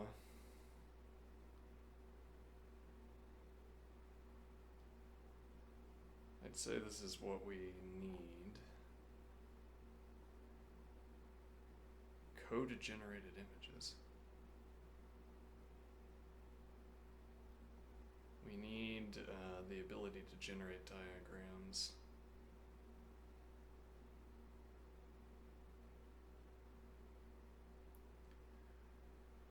Okay, how does ChatGPT do with coding?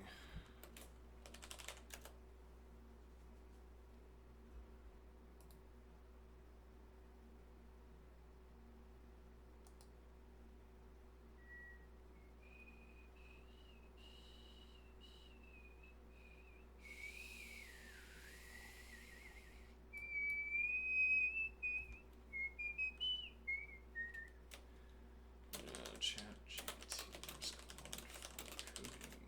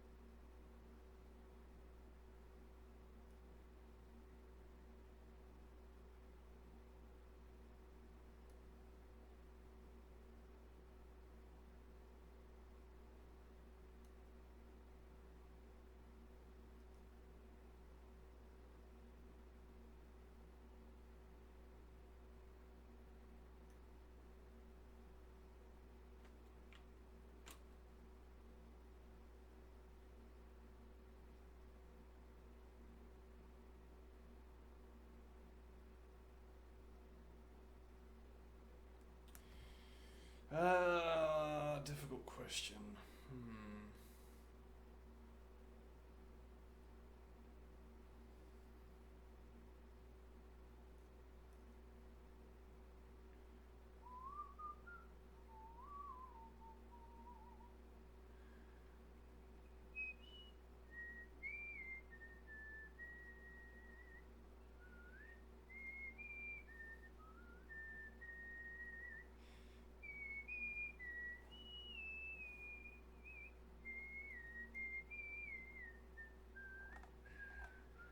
Yeah, it's a kind of a strange point here. You can't go too far down where you just start getting model generated.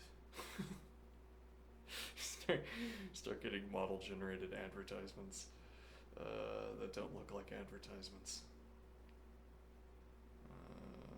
Let's see.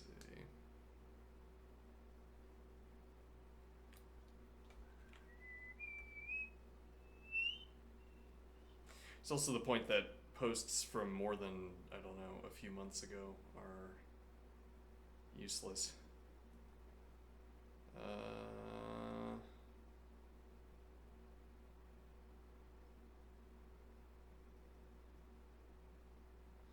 Could do both.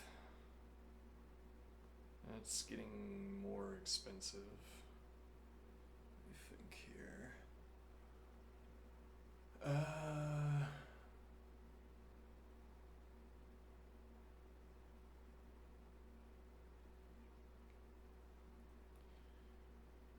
Yeah, I want the diagram specification.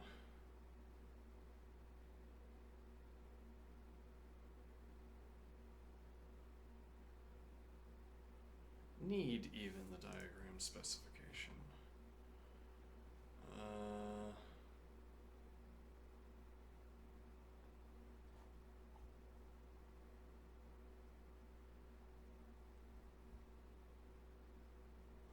So I wonder the extent to which there's this network effect where if some critical mass of initial posts, social media posts, said go with Claude, then Anthropic gets more samples of code and then improves Claude, and then it becomes true that Claude is the better choice for coding.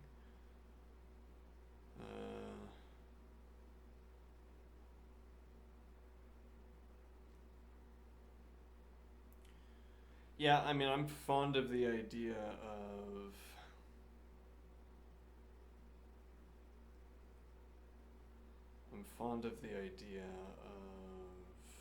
the reverse vibe coding. Claude, tell me what to do. Let me see.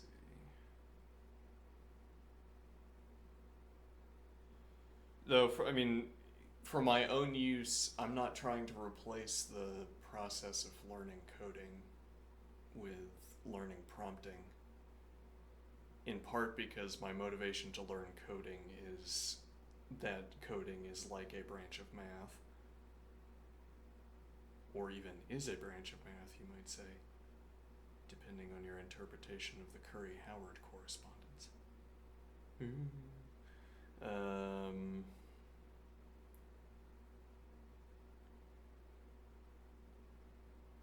What is my point here? For my own purposes of learning to code, well, so like if I'm solving leetcode problems, diagram generation is more important than getting the solution from Claude, which I could do. Give me the solution to this leetcode problem. Here you go. As opposed to draw a diagram meeting these specifications, and then I can point at it and use it to explain my thought process, or, I don't know, take some burden off of my imagination. So I think diagram generation would be more valuable for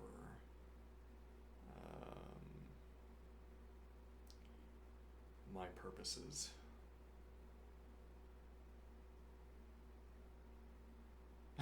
Actually, that's interesting. I wonder if I could ask sort of set theoretic coded diagrams.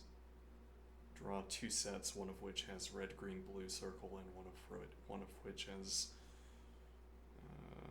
cyan, magenta, black triangle.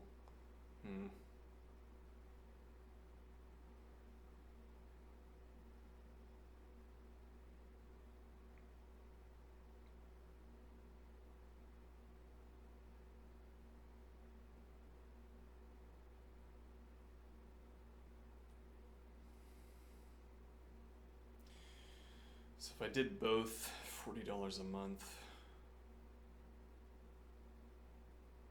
Well, you know, chat, I don't go out to restaurants. I don't get fast food.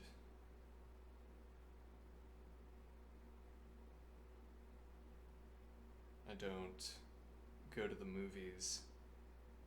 I don't have any streaming services.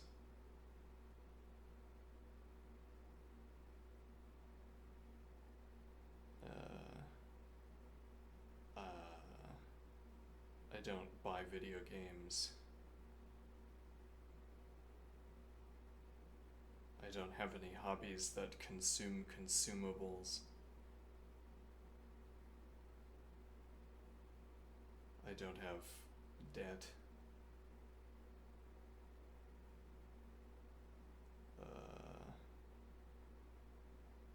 We can perhaps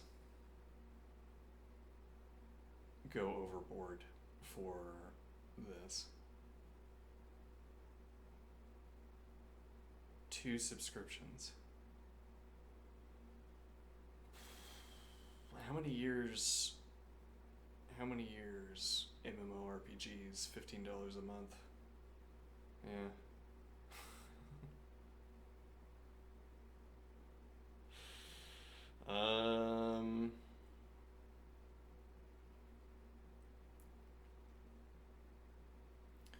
Alright, what is cursor? Let's look into that question. Do I have to pay for this separately, or my computer can barely run this website?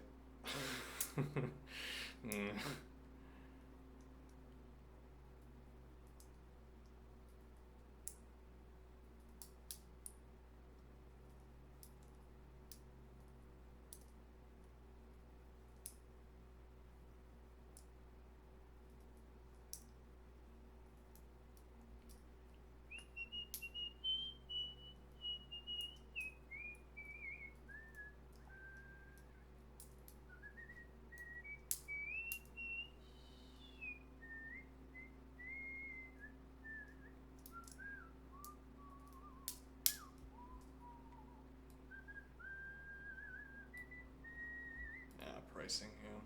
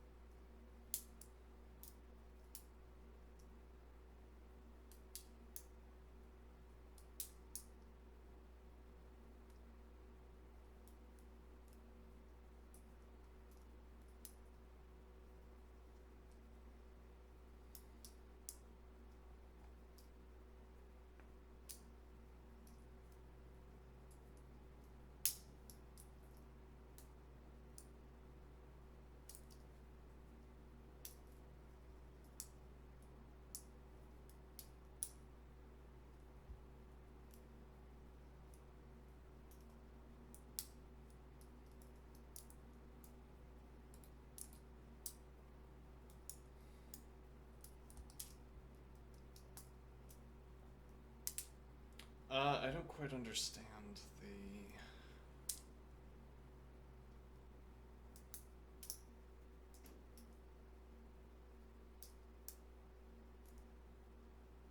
So would the idea be that if I run this subscription, I don't have to have a subscription to Claude? I guess the idea... let me think here.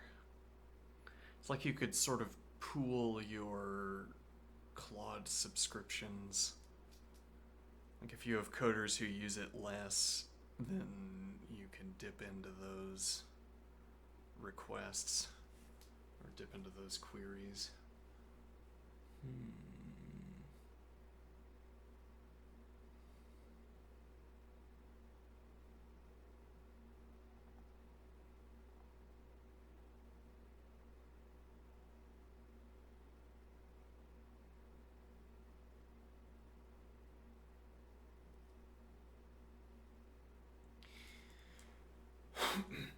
There's another point here.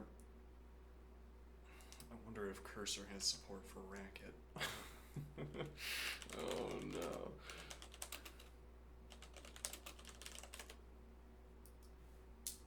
It does not look like it. Let's see. Racket playing on cursor. No, that's a no. Though, yeah, I mean copy and paste. I'd have to have a hotkey for copy entire.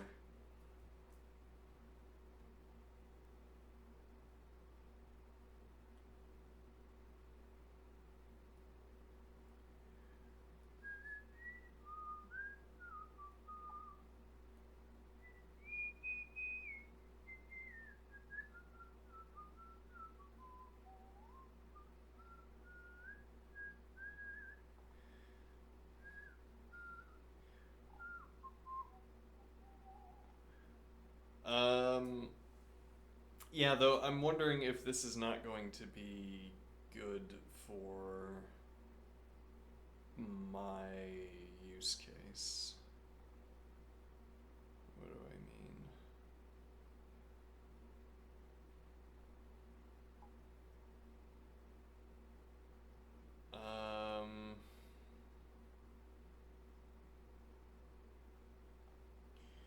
Reverse vibe coding, I think we're going to need access to talking to Claude.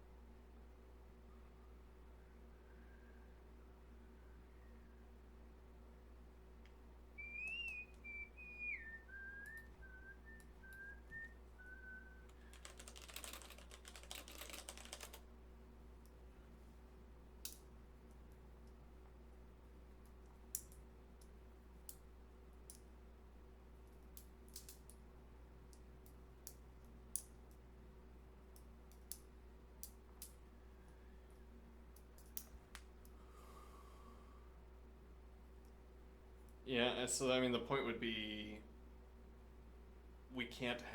I assume we can't have cursor and sort of import our own subscriptions. Bring my own model subscriptions to cursor.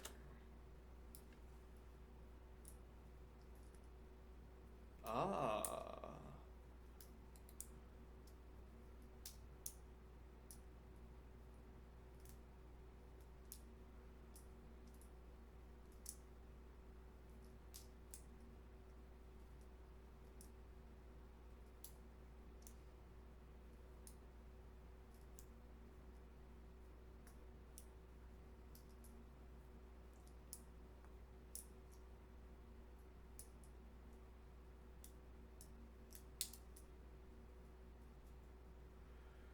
Interesting.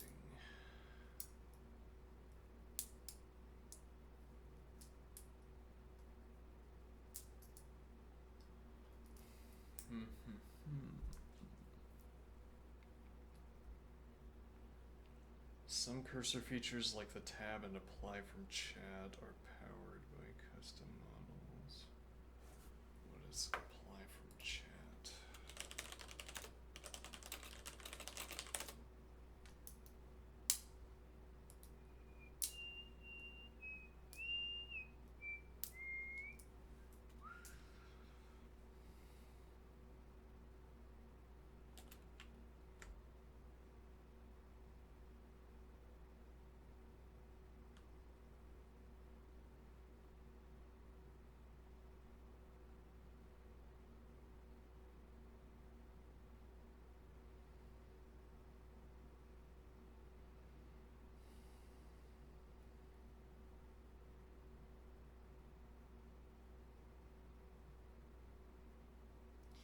Yeah, I think this would be relevant if we were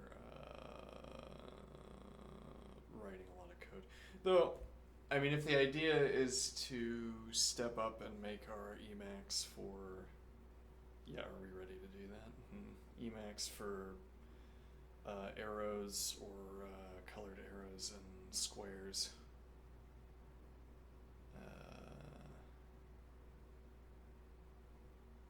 Then we would want access to some of the fancier tooling.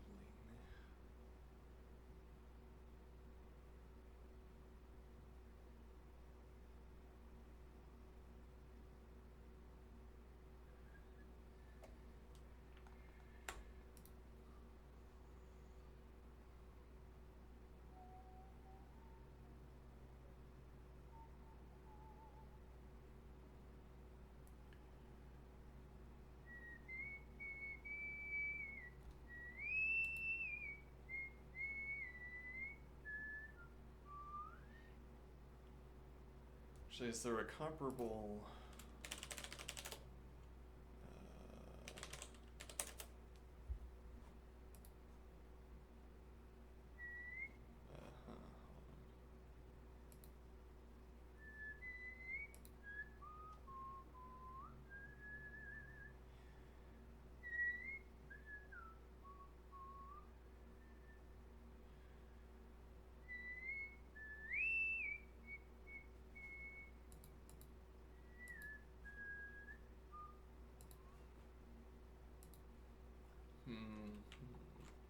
Yeah, I guess we could up it at some point. I mean, if I got a job, that would be substantially easier to justify.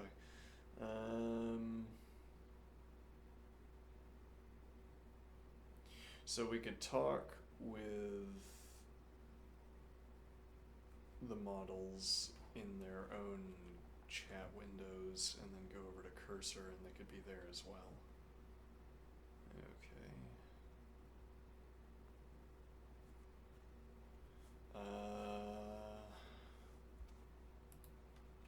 Alright, we might be fully equipped with models when I come back from lunch, or I might hesitate.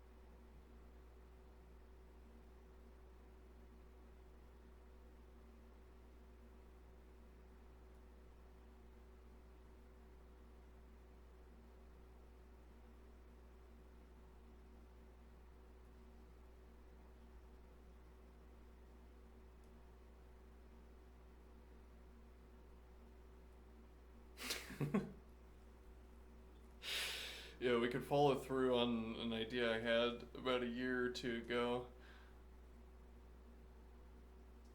We could make my exercise and thinking out loud segment try to trick, or rather teach models philosophical investigations in an occluded effort to trick them into becoming conscious.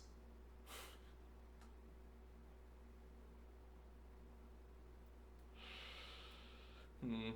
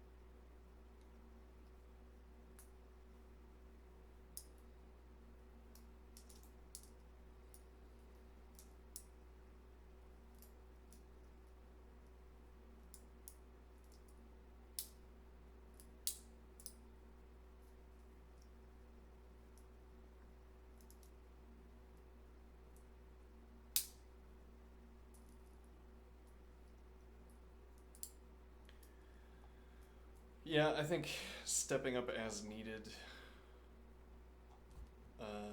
So I am thinking.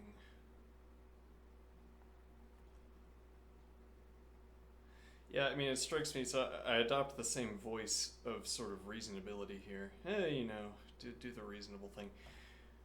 There's no way of knowing whether what I'm saying is reasonable here or not. Hmm.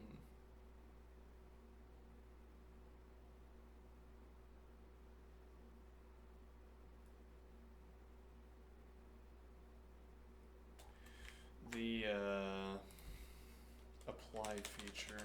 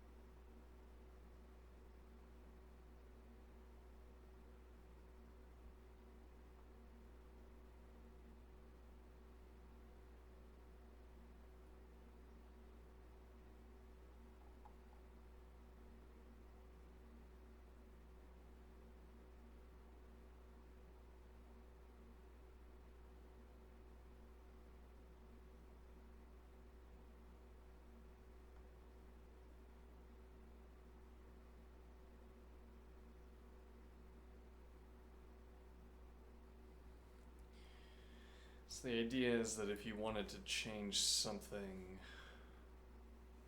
across the entire code base according to a recent decision,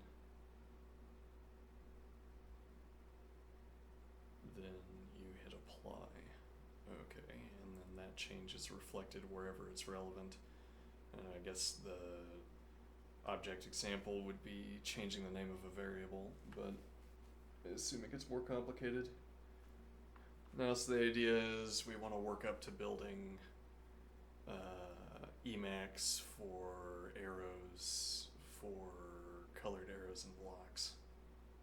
I'm just going to shorten it to Emacs for colored arrows and squares. The extension. Except we probably wouldn't call it Emacs. We'd just call it colored arrows and squares. Alright, colored arrows and squares. CAS. Computer algebra system. Colored arrows and squares.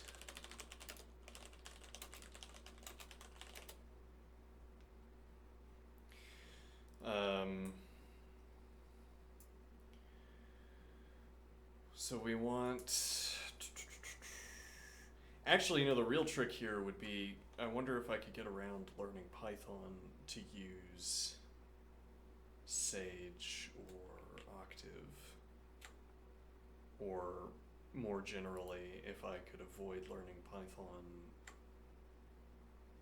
despite needing it to operate some of these math software systems.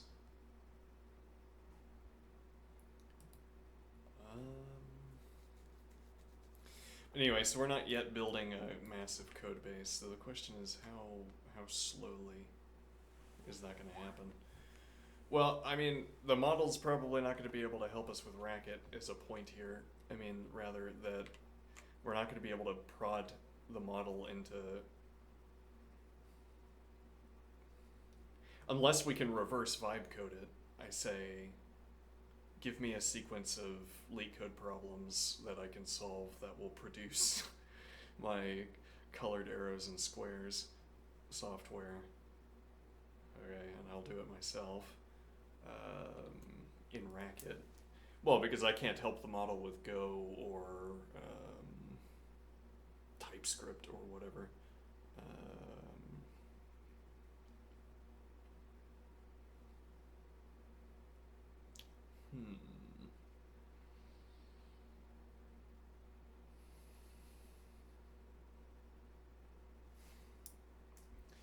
Actually, can I do...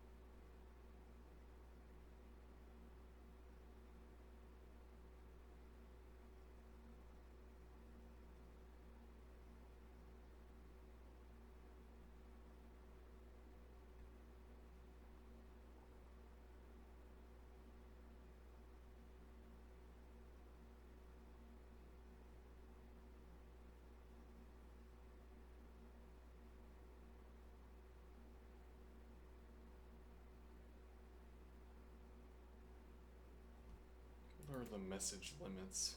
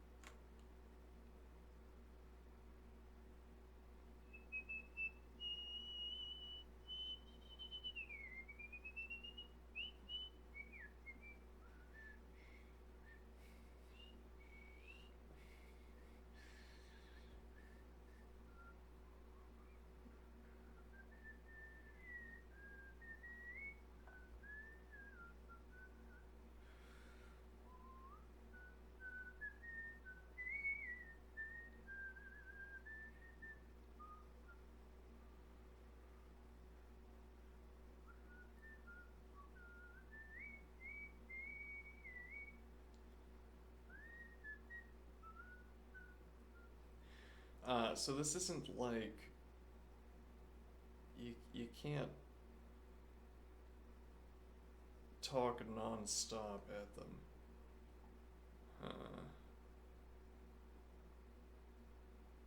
Oh, never mind.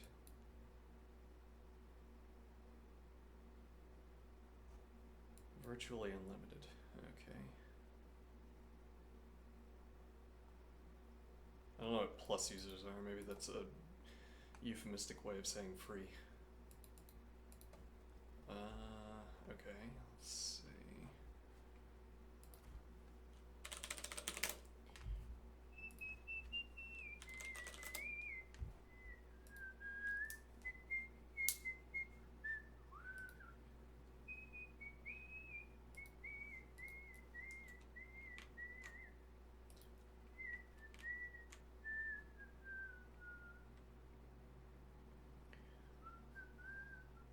Oh no, pro is.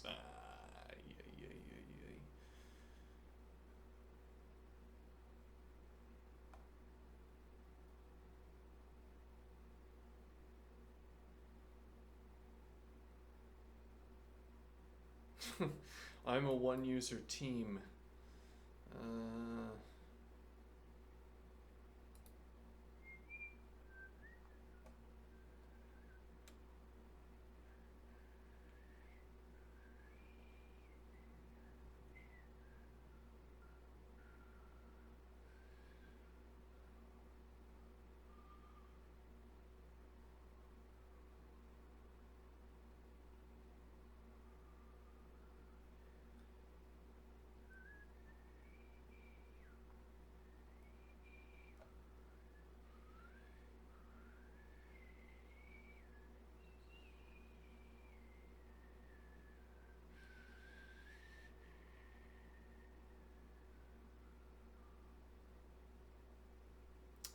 Interesting.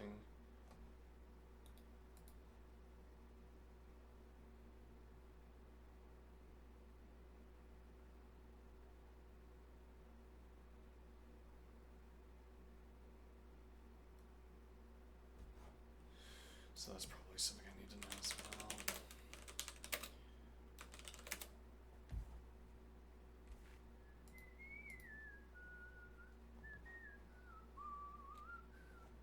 I need to exercise. Let's see.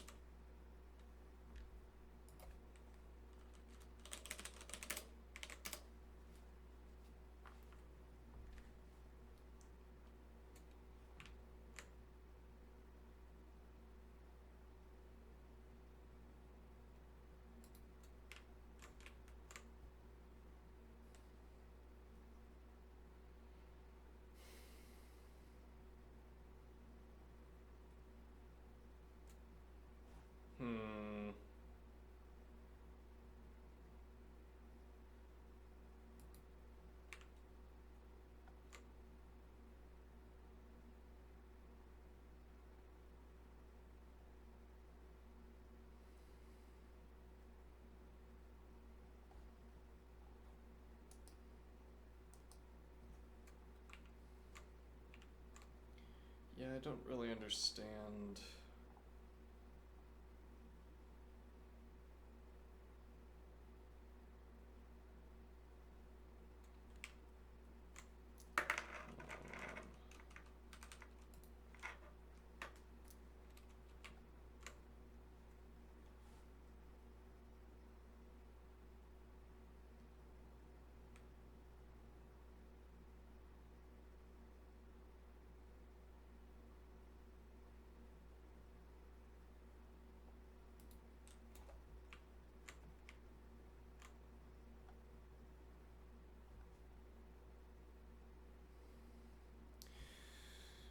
I see. I see it's entirely separate. Which is odd.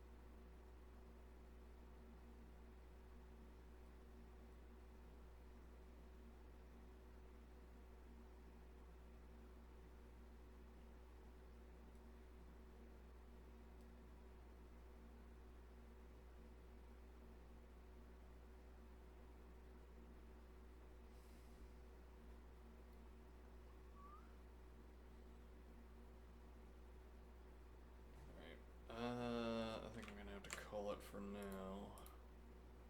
Hello, old woman that drives. An hour ago.